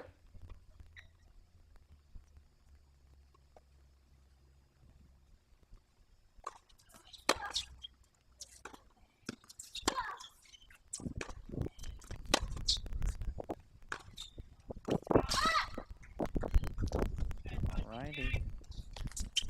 Let's try this again. Match point. Young. It's her fifth one.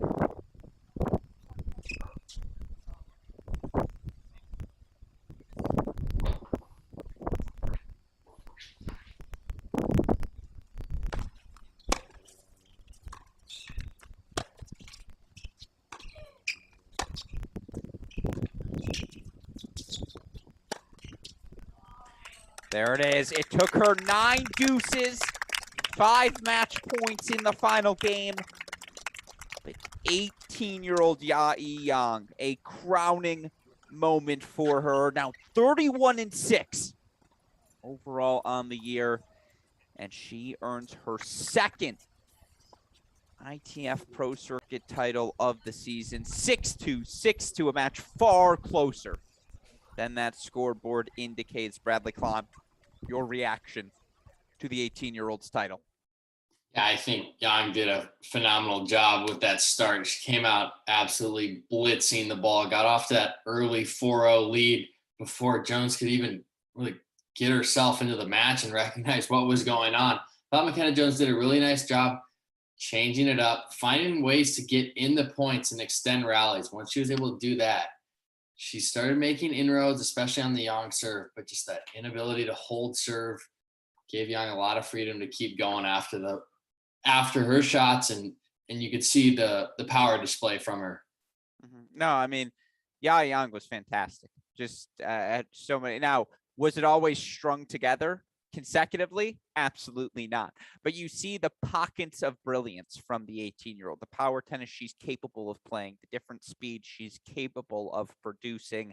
On the flip side for McKenna Jones, second pro final for her. She'll be in the top 900 at least at the end of this SoCal Pro Circuit. And though she wasn't able to get over the finish line, it feels like in terms of film for her to use moving forward, I mean, as you progress up the rankings, this is the sort of player you're going to see, right? That sort of firepower, players like Yang, valuable experience certainly for Jones.